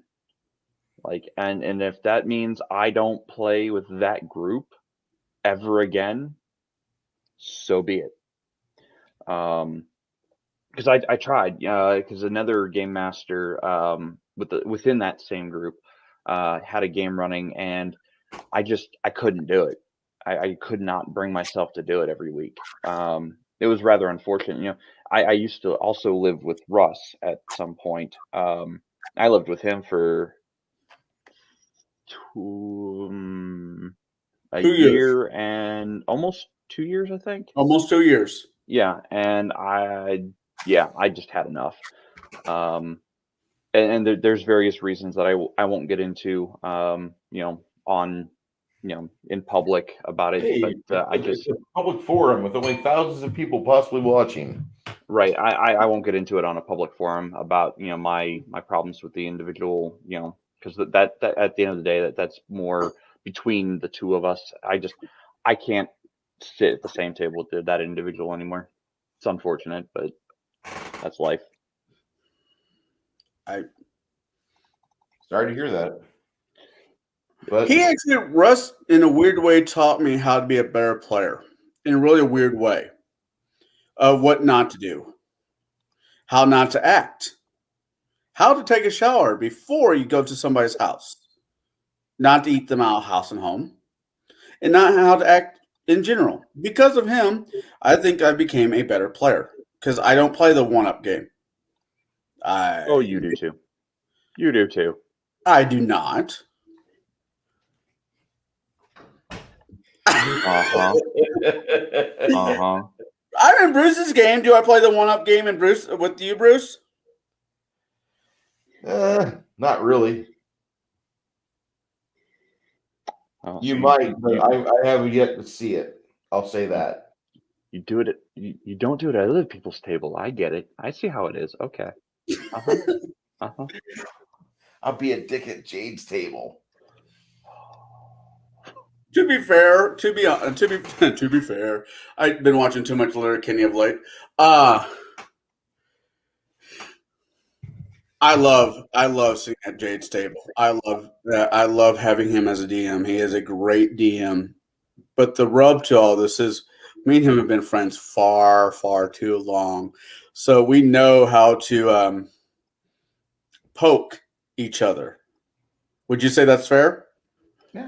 We know what buttons to press to really get on each other's nerves. Sure. So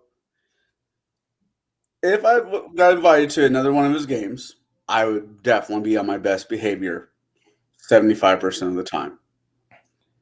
And Crafty, I see you as a good person on the Legion of Myth chats and on our chats. I really appreciate you being in here tonight. I don't expect any of your generosity ever in my life. The fact that you're helping out Heathen Dog and Max on their dream, that's awesome. Hey, there's Garrett. Yep. Sorry, I had to go take care of the pups. So yeah. Problem thing solved. They were. I just read what Crafty said. Jade, I absolutely play the one-up game. It's how I am a single-headed. I don't know. There's Single-handedly, yeah, I read that too. And that's okay, because if you want to single-handedly one up on this channel, there's a link down below. You can go ahead and tip. I do accept tips. Bruce doesn't, but the rest of us will. No, I don't think I would. I recognize my job will never go away. Me too. Some of my other people don't have that same. They don't have that same ability. Yeah. Like some people wake up and are wondering, how am I going to feed my ass today? How am I going to wipe my butt? And I don't want to have to worry about that. So I went the easy route. I took plumber. So wait, you feed your butt first and then you wipe it? Oh no. How will I feed my ass? So how will I stuff food in my face? Like Hey, earlier, that's- you guys. No. They did a whole South Park thing on that, didn't they? Where the food up the rear and then and out I know that's the quickest way to get drunk. No, the quickest way to get drunk, there was actually a guy when I was in the military. He hated the taste of whiskey, but he loved the way it felt. So he had syringes and he would actually main vein it. Wow. Essentially one shot would just not get him We're not totally doctors, screwed up. YouTube. We're not doctors. We're just No. speaking out of context and anecdote. This is not something you should try. Don't try that. If some injuries happen because people are hearing this and wanting to try stupid human tricks, it's not on us. It's because they're idiots. And Darwin will not go away. Yeah, the Darwin Awards will reward them in the end. We won't reward them, but Darwin will. Yes. I will say that in going with what Cal just put in there, at the hotel, I did watch through a bunch of Shadow and Sons content, and yes, they do a very nice job, and I do applaud them for that. Now, I got a question for Crafty. If me and him have talked multiple times about cigars. There is a couple different internet sites you can go to order your cigars. I have never been a fan of the idea of ordering a cigar online. There's a whole feeling, touching, and smelling involved to buying a good stick. I know that sounds weird, but if you smoke cigars, you'll understand. Is there any? And I'll explain it to you later, Baron. I don't want to know why you're smelling people's sticks, but okay. Cigars. Well, that's a whole nother conversation for a whole nother platform, I think. If there's any internet sites you'd recommend, like the cough, you can get anything off the internet anymore. So I'm just curious. He says he gets them from his used car manager. Well, there's that.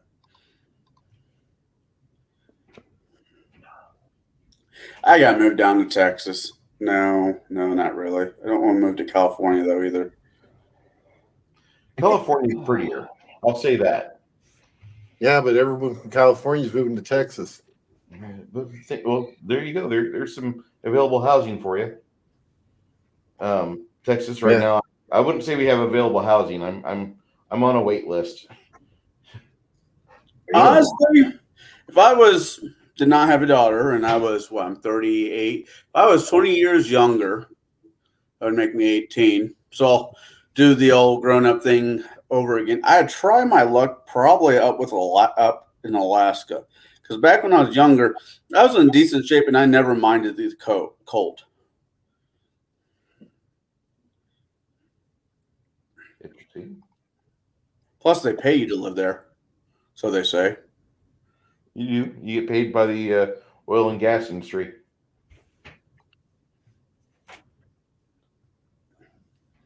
I've had to pay I had to pay to live in certain places. I've never had that place pay me. So it'd be a unique experience. Yeah.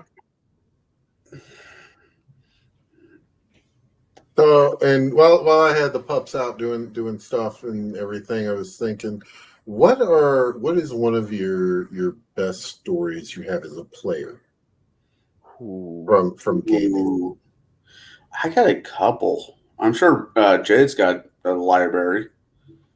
That's actually going to be an entire playlist on my channel. It's going to be entitled "The Wayback Machine." Yeah, that is something I'm going to go over on my channel. Is some of my favorite instances as player or as a GM. But I do have a few. No, I'm looking specifically for as a player. Ooh. Well, let's see, Jade. You've been through most of them with me. The wand that will lead the blank to the greater horde. That was a good story. Yeah, the one, fooling a red dragon youngling into thinking that you had a wand that would lead it to a better horde. That was pretty good. Man, There's wife, so many. the wife threw the one out that I know because she talks about that one all the time. Oh God, the underhanded one. Oh, that was. I'll let you tell that story Oh, because God, she's not okay. here. So, God, the hundred-handed one. I don't even remember how we killed that thing. Whose So- campaign was that? Bruce's? That was Scott's campaign. It was the. God, was that the No, that was Evil. That was the Evil game. No, I was not in that one. So we were all a bunch of evil characters. At least that's how we started. And as we progressed, eventually some went a little more good, some went a little, darker. But I was a Warlock War Mage, and the GM at level like 40 something threw a Hecaton Carries at us. Which, if you don't know what a Hecaton Carries is, it is out of Greek mythos. It's a Titan that has 100 arms, and in each one of those arms is a +1 longsword or bastard sword, whatever because I think it was a gargantuan creature. And every round it gets 100 attacks with each, with the swords.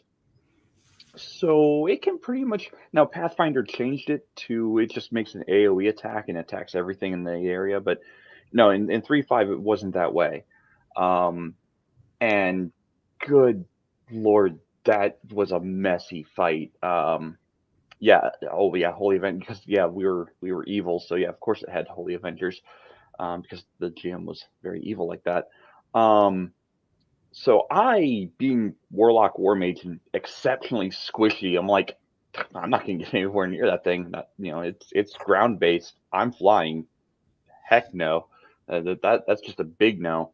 I think we took it down with just sheer brute force and magic. I think that's how we took it out. I could be. The story, as I was told, they were actually Holy Avengers that it had, and somebody did something to stun it, and my wife's character, as she told me, was had a miracle spell. And says, just keep him like that. Right. Yeah. Okay. It's been a while since that game. Yeah, you're right. I think because it's not immune to stunning effects, I think the monk of the group actually somehow stunning fisted. And then I do recall her character, Drow Priestess of Loath, hit it with a miracle. It's like, hey, it's stunned, right? Oh, goddess, my goddess, can you keep it that way for a while? And because stun rules in 3.5, it was basically helpless. So we coup de grace a 100-handed one. I do remember that now. That was the GM was a little miffed, and he's like, you know what? I'll allow that. That's quick thinking. I'll allow that. That was a pretty good one. That particular it was DM. something I did. I was a Warlock War Mage. What did I do? That particular DM gives as good as he got, though, because last night we were talking about riddles. Think about that one. And Jade and this particular campaign we're in had this one riddle, and that DM's like, well, I'll just pull out this magical lamp that will show us the correct answer or something like that. And Jade was not happy. Jade was not happy for about 4 or 5 minutes, and the game continued on, but it was a complete and utter cheat. But it worked. Oh yeah, I think I know. I think I remember that one. The black lamp or black lantern. It was so. I was running a game, and the Book of Spells for 3.5 had just come out. It was the Spell Compendium, and I didn't have time to read every single spell in that book yet. And I had set up this dark light puzzle that was supposed to be a logic based thing, and there were clues all over the place that you could pick up on.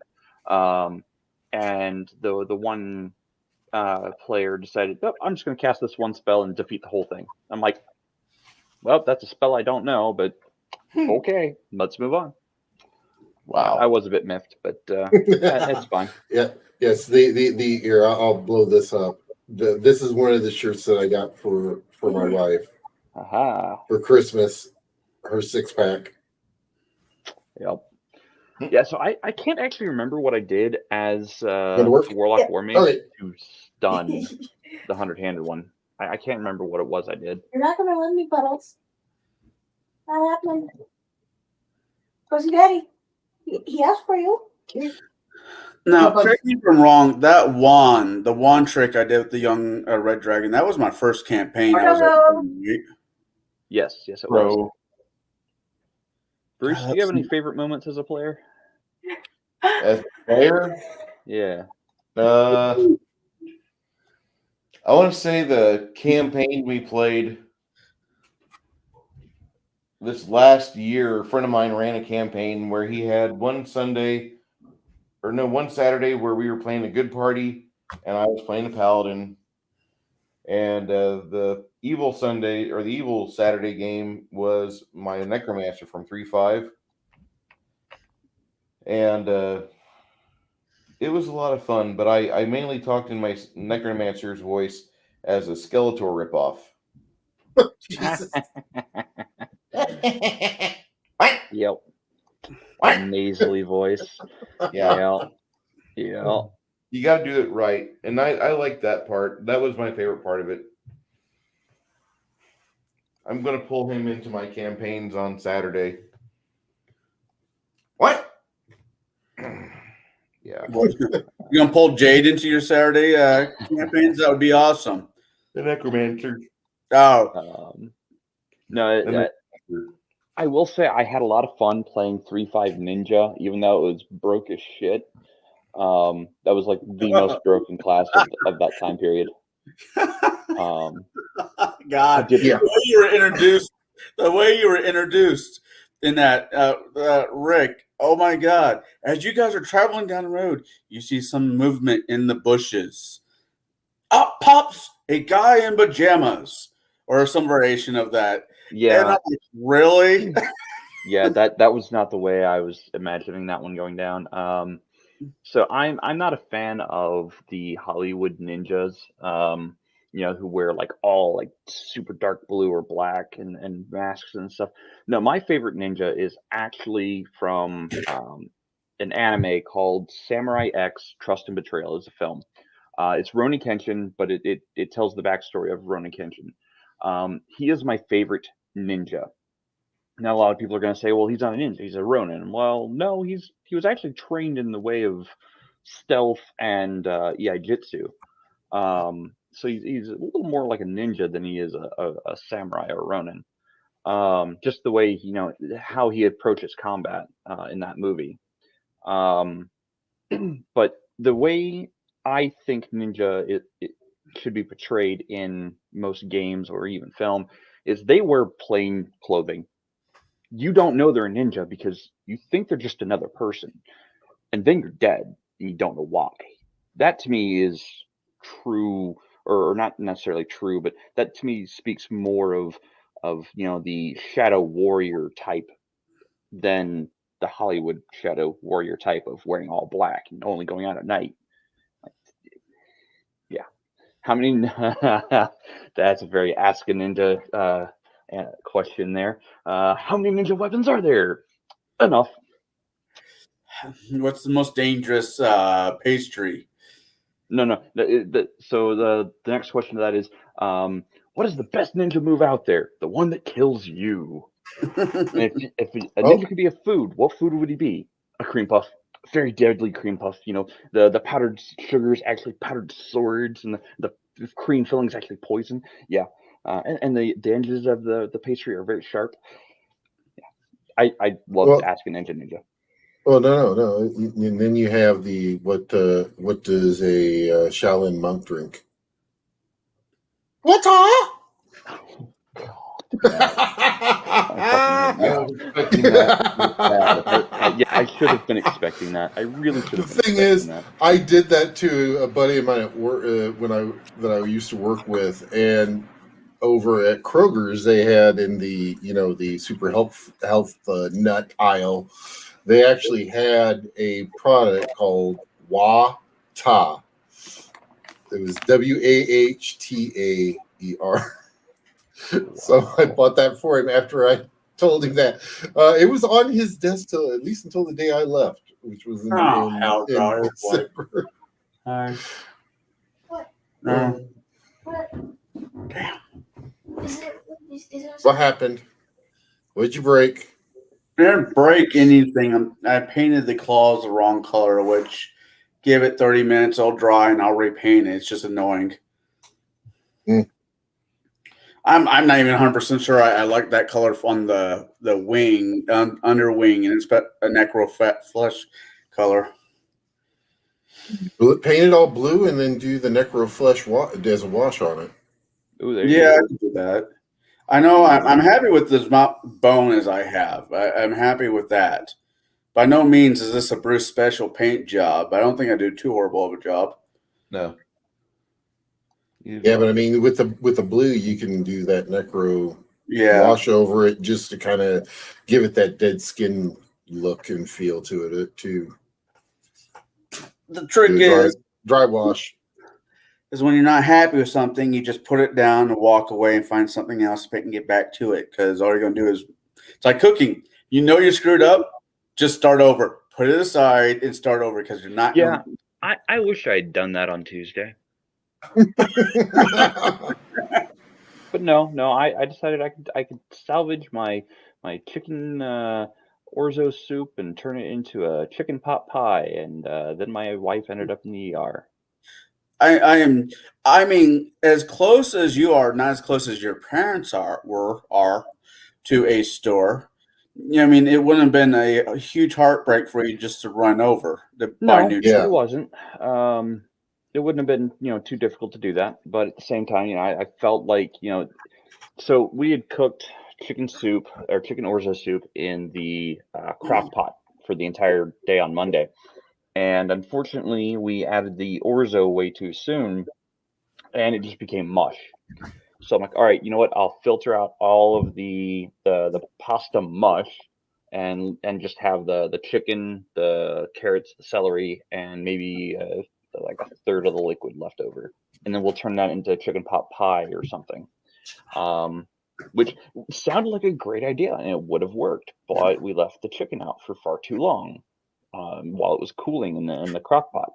So that didn't end well, unfortunately. Yeah.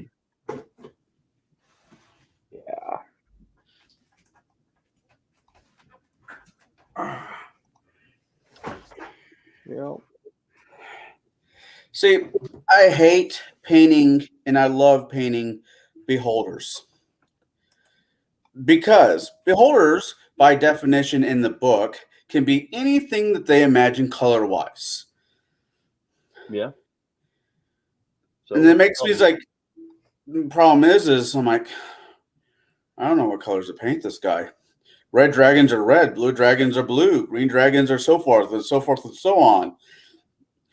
Well, what color are you feeling like, you beholder? Yeah, I have several beholders.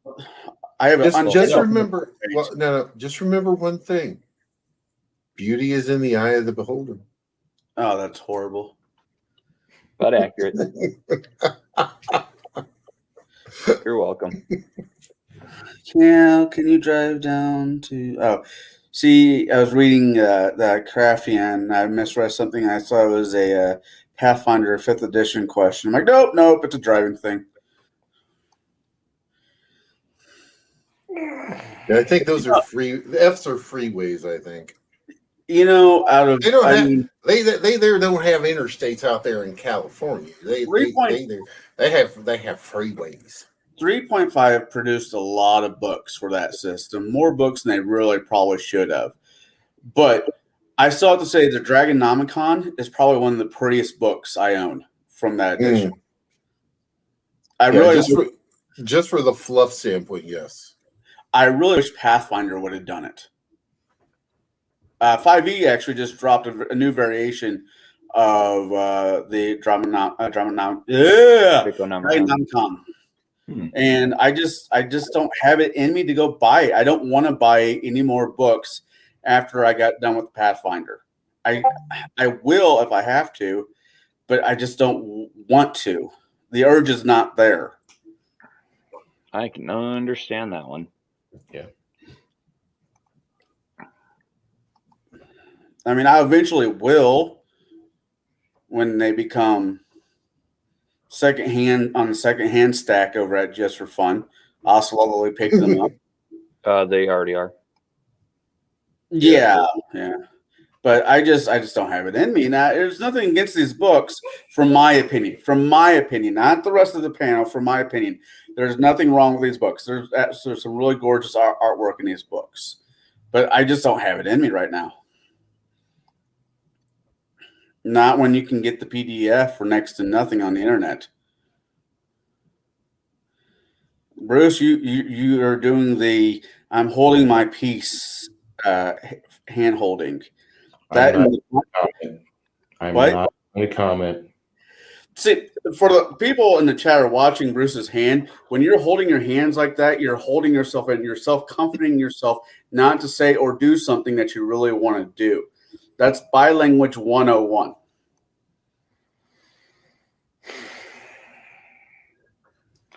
There are certain books for certain games that should have never been written, and that's all I'm going to say about that. We don't have Kai on here, so I figured if I poke Bruce enough, we might get a rant out of him. If we can keep in D&D related area, it's a good job on my part. Yeah, but I don't want to talk about Path of War or Book of Battle, Book of Nine Swords. I don't need to do that. What was that 3-5 book that had samurai? The J8. 3-5 What? You're asking about the 3-5 book? Yeah, Oriental Adventures. So that was 3-0. But yes, it had samurai and ninja. Arguably, it had the better flavored ninja. Yes. But the book that had samurai in it for 3-5 was Complete Warrior. Oh yeah, and it Complete had it Warrior. as a base class. Yeah, base class. I really liked that book out 3-5, Complete Warrior, and I mean, 3-5 had a lot of really good content to it, and Pathfinder really took the concepts of 3-5 and all the the splat books and ran with it. Granted, I'm fairly certain they wrote quite a bit of that for 3-5 as well. A lot of those guys did. Yeah, a lot of the writers worked on some of the 3-5 stuff. here's the zombie flesh. Necro flesh. I even have a zombie beholder that I need to paint. The funny thing about these figs is you don't need to prime them, but I always end up painting them black before I get started. I don't know why. Good base coat. Did a lot of the a lot of the creases dark. Yeah, usually what I suggest, a lot of people go black with it. What I usually use is, and it's a little worn, but this is the A little. it's a little worn, but this is the Armory black primer. You can go to Walmart or wherever and get any color primer and just spray it down. Usually I actually like gray because that's what it looks like with the actual Munchkin characters. Yes, Is that Munchkin? Munchkin. Yes, those are Munchkin Now characters. that's a game. That's a game I will sit down any day of the week and play with anybody. Munchkin and all the variations of it. That is a game I will not actually play. Yeah, I got tired of Munchkin after about the fourth night where we could have been playing anything else. But we're playing. I will say Munchkin Quest is fun. Like, Munchkin can be fun. I just got tired of the screw your neighbor aspect of it. Like, That's the part of the game. I understand it's part of the game. It's like the 5-hour game of zombies that we played because everyone decided they needed to screw each other over by throwing more zombies. And then more zombies. And more zombies. I didn't play that with you, but there was somebody else I used to play that with. And I pissed off. Yeah, you weren't there. There's one time you were busy Jade, me and Russ and Rick and somebody else, Jack, his cousin Jack, were playing it, and I was the first one to the the helicopter pad, and I just blew up this square in front of it. I got off, and everybody was like, got really pissed off at me. I'm like, peace. I got to work tomorrow. I'm not a huge fan of this screw your friends over games. Stay away from dominant species then. Diplomacy. Yeah, I don't play diplomacy. I know of diplomacy. There's a huge list of games that I don't play on purpose with friends because I value friendship. Unfortunately, the number one manufacturer or publishing house of those games just happens to be Mayfair. They produce a lot of games that I cannot play with friends because it will end friendships. Seven Wonders. Actually, Seven Wonders, I really enjoy that game. But again, that ends friendships. It does. I can't play that game because it ends friendships. I speak from experience on that one. That Secret Nazi could kill friendships in its own right. Oh, it can. No. The thing is that me and Jay's wife are not allowed to play that game because if we are both the fascists, I make her laugh, and we ruin the game. Well, I joke about it, but I probably should not play that game with Jade anymore because he'll call my ass out. Why? Because I know when you're lying. Doing the board game, I haven't seen that one. I have heard of it. I have not actually played it though. There's one version that they stopped making about 8-10 years ago, something like that, and they made Imperius Rex set in the Twilight Imperium universe instead of the old Dune universe. But you can see where one would be lifted and the new skin is grafted on. Okay. Dune's a pretty cool game. It's a screw your buddy game because there's different houses, and so you make allyship with your people and you try to take the table. It's good. Would you consider it's a card game, but it's a D&D poker game? I'm thinking games I played where you screwed your neighbor. I mean, I'm thinking Three Dragon Unity. I'm thinking three. You don't really screw your neighbor. You just screw the rest of the table if you play it right. Well, there's that one, and there's also Red Dragon Inn. Yeah, where you have to take drinks, and then you have ways of negating the drinks and stuff like that. Yeah, that one is fun. I actually enjoy that one. I love playing Three Dragon Inn. Some of my best memories from my early 20s was sitting out on somebody's backyard playing it with Jade and a few other people. I miss the hell out of those days. You replay a lot of it in your head whenever you're at work.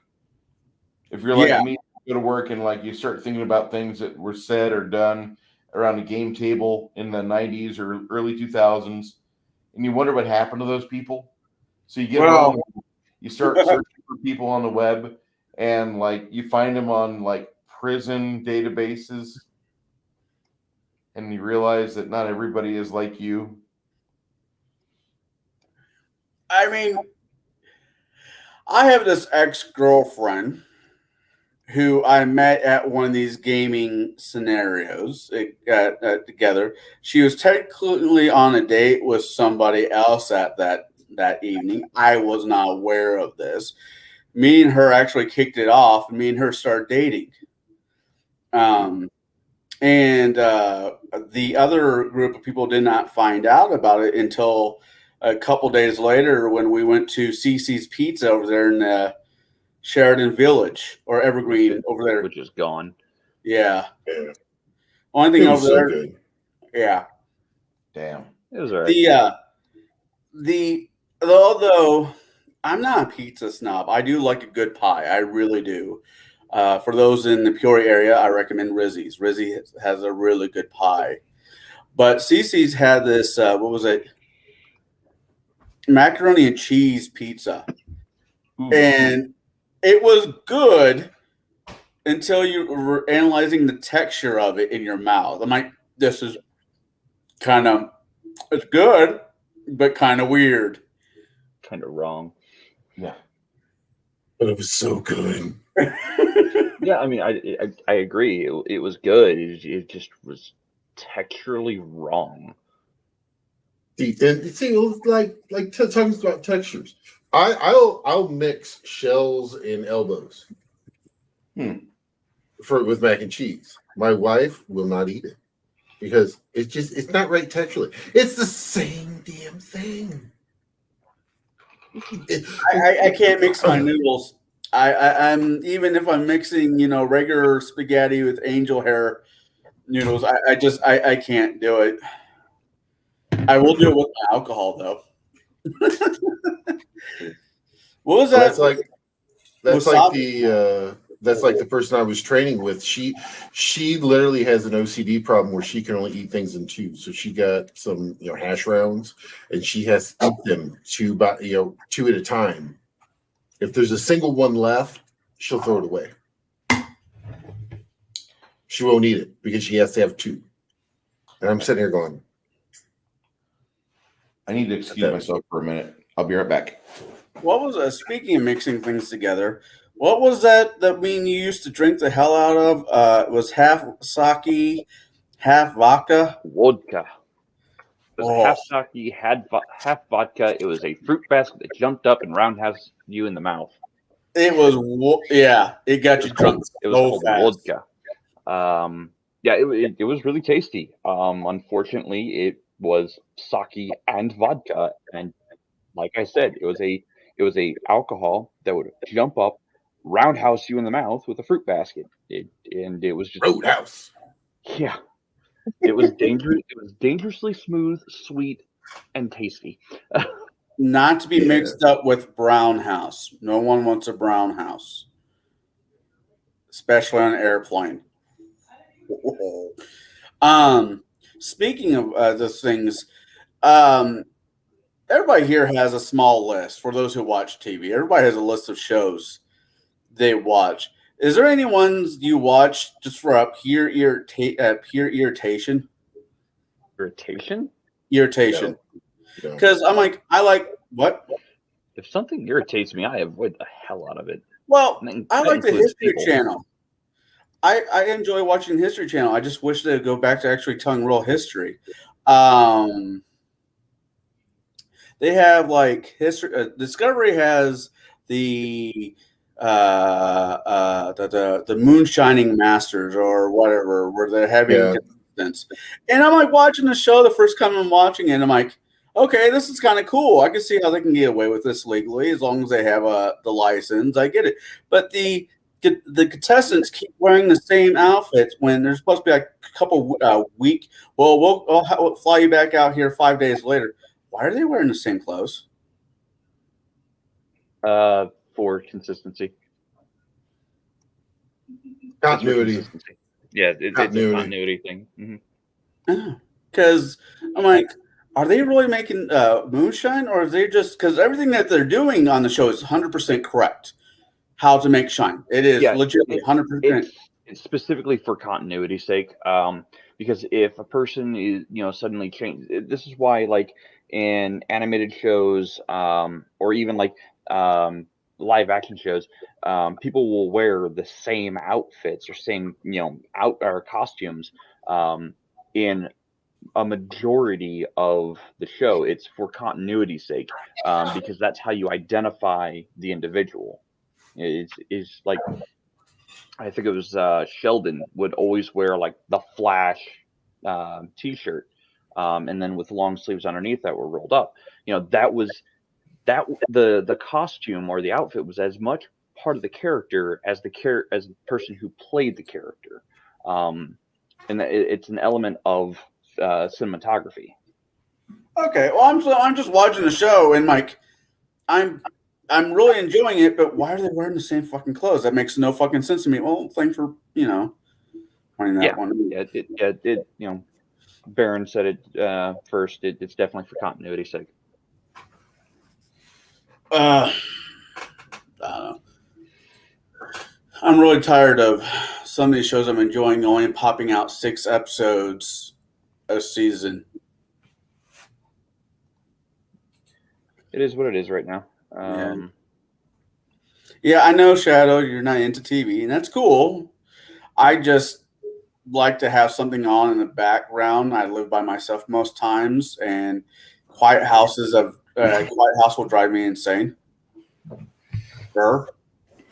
I would rather watch or listen to YouTube than the garbage on television.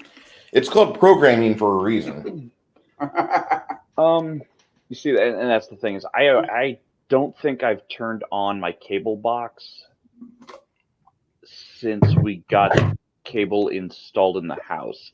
Like, the only reason I have a cable box is because my internet is cheaper with my cable box than just getting internet, which is absolutely fucking asinine. I hate it so much. I would rather just have, like, give me 100 megabytes down internet, for a lesser price than, a packaged deal. I just want internet. That's all. Because then I can, watch my Netflix. I can watch whatever's on the Plex, whatever, is on Paramount, or, whatever streaming services I decide to subscribe to.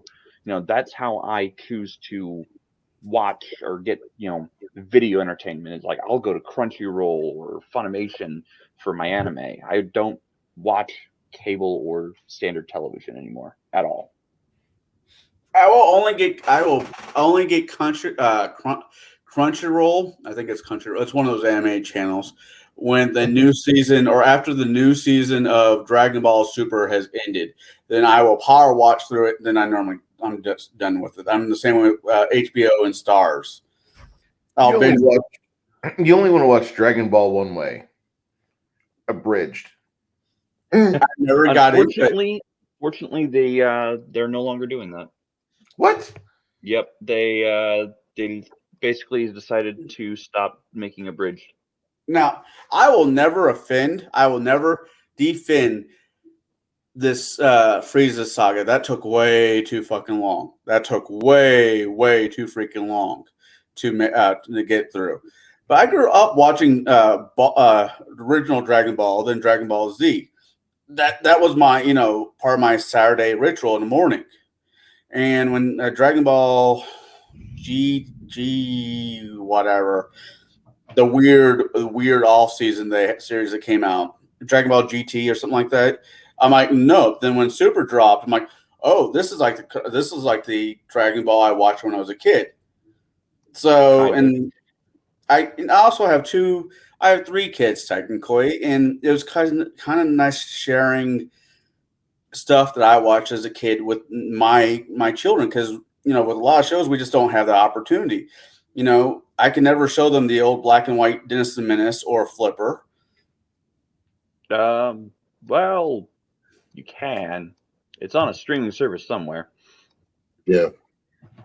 The one thing also to look at, which is free, would be Pluto.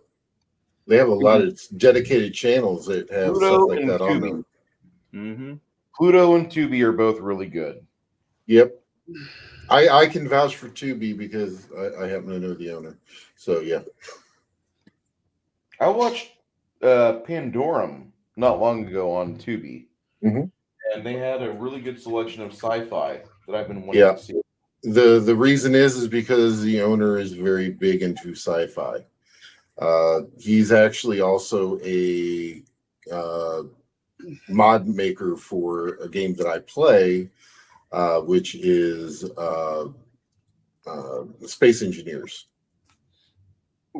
Jade got me turned on to the show years ago that I lovingly call Hercules in Space. Andromeda. And the only way I can watch that, well, granted, I can go over to Walmart and buy the entire series for like $75. But now the 5 seasons, I really only want 4. So if they can knock off whatever price the last season was worth, I'd be happy to buy it. But see, it's 4 really good seasons that you're paying for, and the 5th one's just the bonus. CD. Yeah, but that's a bonus I don't want. It's like watching Scrubs. You stop when JD leaves. No, I'm good. But no, Yeah. that's on Amazon Prime. I'll watch that on Amazon Prime and giggle at it because it's a really horribly wonderful show. I did I'm appreciate that. going to get away from this conversation because you're talking about streaming services that I'm not a big fan of streaming services anyway because they encourage too much sedentary lifestyle choices. Oh, I agree. And like Amazon Prime is ruining. They're pissing on the legacy of J.R.R. Tolkien. And there's no need for me to concern myself with a billion-dollar corporation that gives no shit for you. And they don't care about your values. They don't like you. They don't like what you read and what you have read. They're upset. And so they bought the entire name for the Tolkien estate. They bought everything The Hobbit. And they're putting out a garbage tier, second age, Rings of Power crap television show with all the same narrative beats that failed with Star Wars, that's failing with Star Trek Discovery, that's failing with a lot of garbage TV. It's why Jodie failed as the 13th Doctor. But they're going to regurgitate this shit and they're going to put it on a Lord of the Rings suit, and they're going to expect the suit to walk down and everybody clap. Just clap, you bastards. Clap, you little plebes. You guys got to eat this up. We create Dance stuff. monkeys dance. Yeah, Yeah. and I'm not going to watch it because I don't like the idea that they are trying to change the Rings of Power or the Lord of the Rings theory. If they wanted to have black dwarves, there were other lands within Middle Earth that they could have came from. But instead they're trying to bastardize things and they're ruining and pissing on the legacy of Tolkien. And the lady that's writing, after they fired the lead Tolkien researcher because he was too testosterone fired about his choices for how the narrative should be, they hired some blue check, blue hair, fat, ugly woman, Wyman, and they brought her out. They trotted her out like some clapping seal, and she's like, I'm going to help you guys discover a story that J.R.R. Tolkien wanted to write. And they're writing it for 2022's audiences. So Yeah, after I got rid of Amazon Prime, I got rid of everything. If I want to watch a movie, I'll find it on a service or the high seas, and I'll watch it there. That's fair. That's really fair. After they shut the bed with Wheel of Time, I'm like, I don't trust Amazon to do anything good with Token. I'm not going to say that they shot the bed with Wheel of Time. They changed things. I'm going to get hate for this. And you know what? Fuck it. I don't care. I'm going to say it because so Wheel of Time, the reason why some of the things are different than the books is it's first off a film adaptation. It is made, with the fact that it's an adaptation in mind. Two, think of it not as a direct adaptation, but another turn of the wheel, hence the title of the books. The things in the Wheel of Time keep happening in cycles. It's just another turn of the wheel. So if you come at it from that perspective, it's the same story, just a different turn. It's easier to watch and swallow. It's easier to consume that way. So I'm okay with what they did with Wheel of Time. I am okay with that because I come at it from that perspective. There are certain other elements that I'm less okay with. Like there are certain characters in Wheel of Time, the show, that never were there in the original books. They just weren't there. And I can't say I agree with all of the choices made around some of those other characters. Or putting too much focus on a character who I believe was a side character originally. So yeah, I mean, putting books to film or putting books into cinematography is always difficult. It's never an easy thing because something's going to get left on the cutting room floor. What gets left out? That's true. And you can put your absolute maximum effort. You can put your blood, sweat, and tears into a film adaptation or a cinematography adaptation of any book out there, and someone's going to say you fucked up. It doesn't matter. You fucked up, Aaron. Right. Someone is going to say you fucked up because you left out this scene. And everybody else goes, oh, that scene's not that important. But that one person's going to say, no, fuck you. You fucked up because you left out the scene. You left out my favorite scene. So, as far as book adaptations to film, kudos. I'm glad to see like some of the best fantasy books being turned into film. Like that's just awesome. We get to share it in a different medium than a book. For people who struggled to read as a child, I was one of those people because I didn't have these all the time, and I've got astigmatism. So reading for me was exceptionally difficult. It hurt my eyes, literally physically brought me pain to try to read as a kid until I got these. So I couldn't enjoy these fantasy worlds at all. I just couldn't. And I understand that. I'm on the same boat. I have ADD and a handful of other things that were made reading impossible. So I stuck with comic books for the longest time because I could read comic books. And when they started making, how many comic book movies did I drag you to? I know that wasn't really your thing, and I appreciate you going to them. But it was taking something I enjoyed as a kid and putting it in a different media. I still watch comic book movies. I watch comic book TV series. I don't get hung up on, oh my God, they changed the color of the guy. He was supposed to be white. Now he's black. Who cares? The guy, it's Samuel L. Jackson. Fuck yourself. It's awesome. Well, I mean, who really got butthurt about Nick Cage being black? Oh, I know a few people. But I mean, really upset. Are you really upset that David Hasselhoff is not leading the Avengers in the 2012 blockbuster classic? I want to go. I want to go there because there are certain times when you can change the sex and you can make somebody actually fit the role perfectly. And Sam Jackson was that guy. He did a good Nick Cage. If you watch the Hoff Nick Cage movie, which Baron has shown me before. Yep. Oh yes. Yeah. I get to see that. I somehow I missed it. And I've seen a lot of bad comic book. I used to joke. I made this joke to Jade multiple times. I'm like, next time they fuck up one of my comic books, I'm going to remake Passions of Christ, but I'm using midgets. No, so I mean, film books to cinematography. I am enjoying the fact that they are finally taking some of those and putting them into film, into a more easily digestible format than books. Don't get me wrong, I love the books. I listen to books now more so than I read because, again, I still have the problem where if I'm reading for too long, it causes physical pain, even with this new prescription.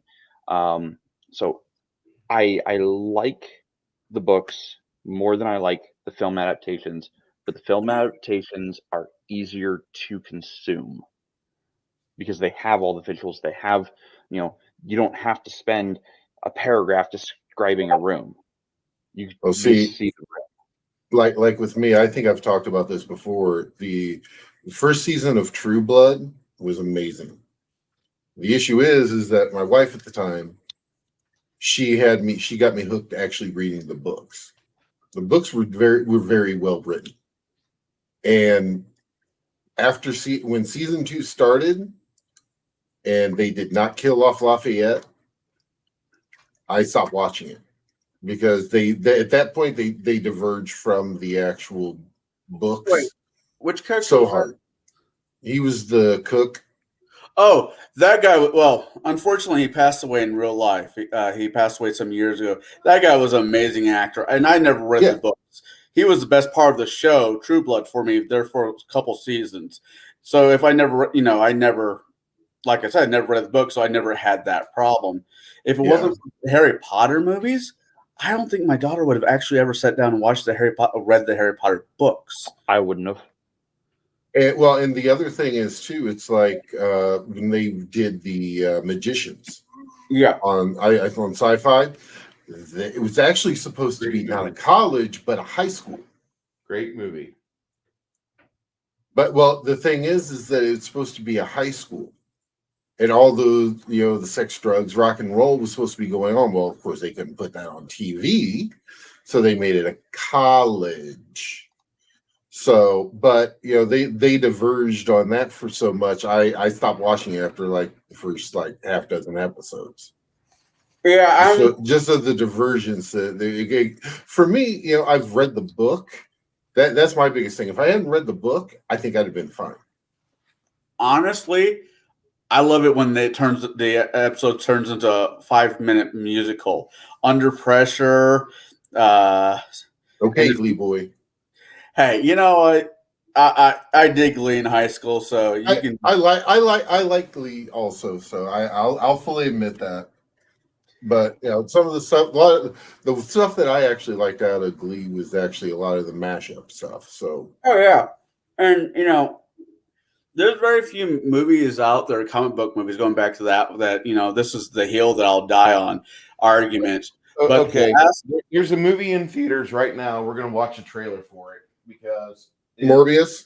No, fuck that movie is so bad, so bad. Well, But no, the wife went and saw it. And she said it was pretty good. Did she ever read the comics? No.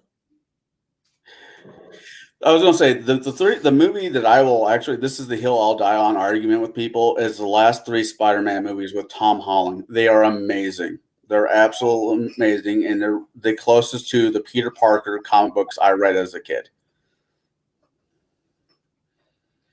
I mean, the Tobey Maguire was good. I will give Green Lantern props for being the first movie of that character.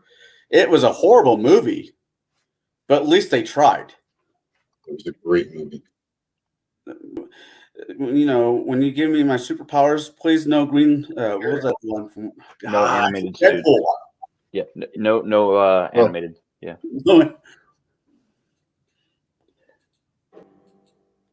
Yeah, I think that guy that was showing up on there, I think that he was the kid from the Goonies, for those who are old enough to remember that movie. What? That's Ki-Hai Kwan. Yeah. I'm not a fan of Tom. I'll agree with Sean. I'm not a fan of Tom Holland. Give me Tobey Maguire. Andrew Garfield. I was about to say, I'll meet you in the middle with Andrew Garfield. Yeah. No. Who was the guy who was the Japanese Spider-Man back in like the 60s? They had the big mech and all that. That's my Peter Parker right there. Peter Wang. The Marveler. Spider-Man. Spider-Man, yeah. With the Marveler and yes. Yeah. They had the big, the oh my god mech. Mm-hmm. Yes. I like Andrew Garfield only because none of the other Spider-Mans have been able to run their mouth the same way that Andrew Garfield ran his mouth as Spider-Man. I mean, Spider-Man is a kid-friendly Deadpool. Let's be honest. He's a kid-friendly Deadpool. For the most part. That's why Deadpool loves him so much. Spider-Man came first, but Deadpool did it better.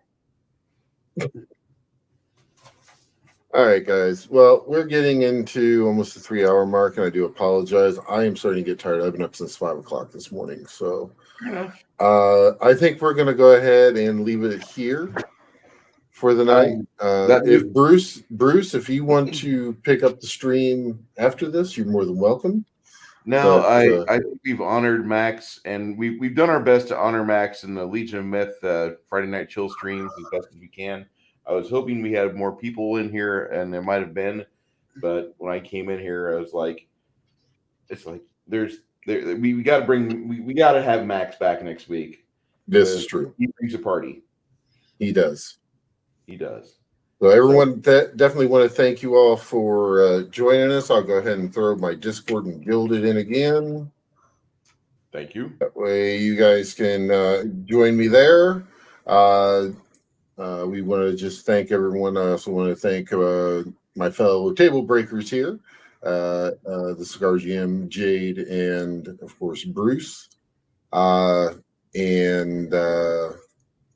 definitely thank you guys for being here tonight, going through this with me. We need Crafty drunk with Max. One more time. Oh God, that would be amazing. It's great. It's one of the most greatest things we have on stream. All right, guys. So thank you much. I definitely appreciate everyone stopping by tonight, and you have a great weekend. And I'll see you on Wednesday for Gatekeepers. See you then.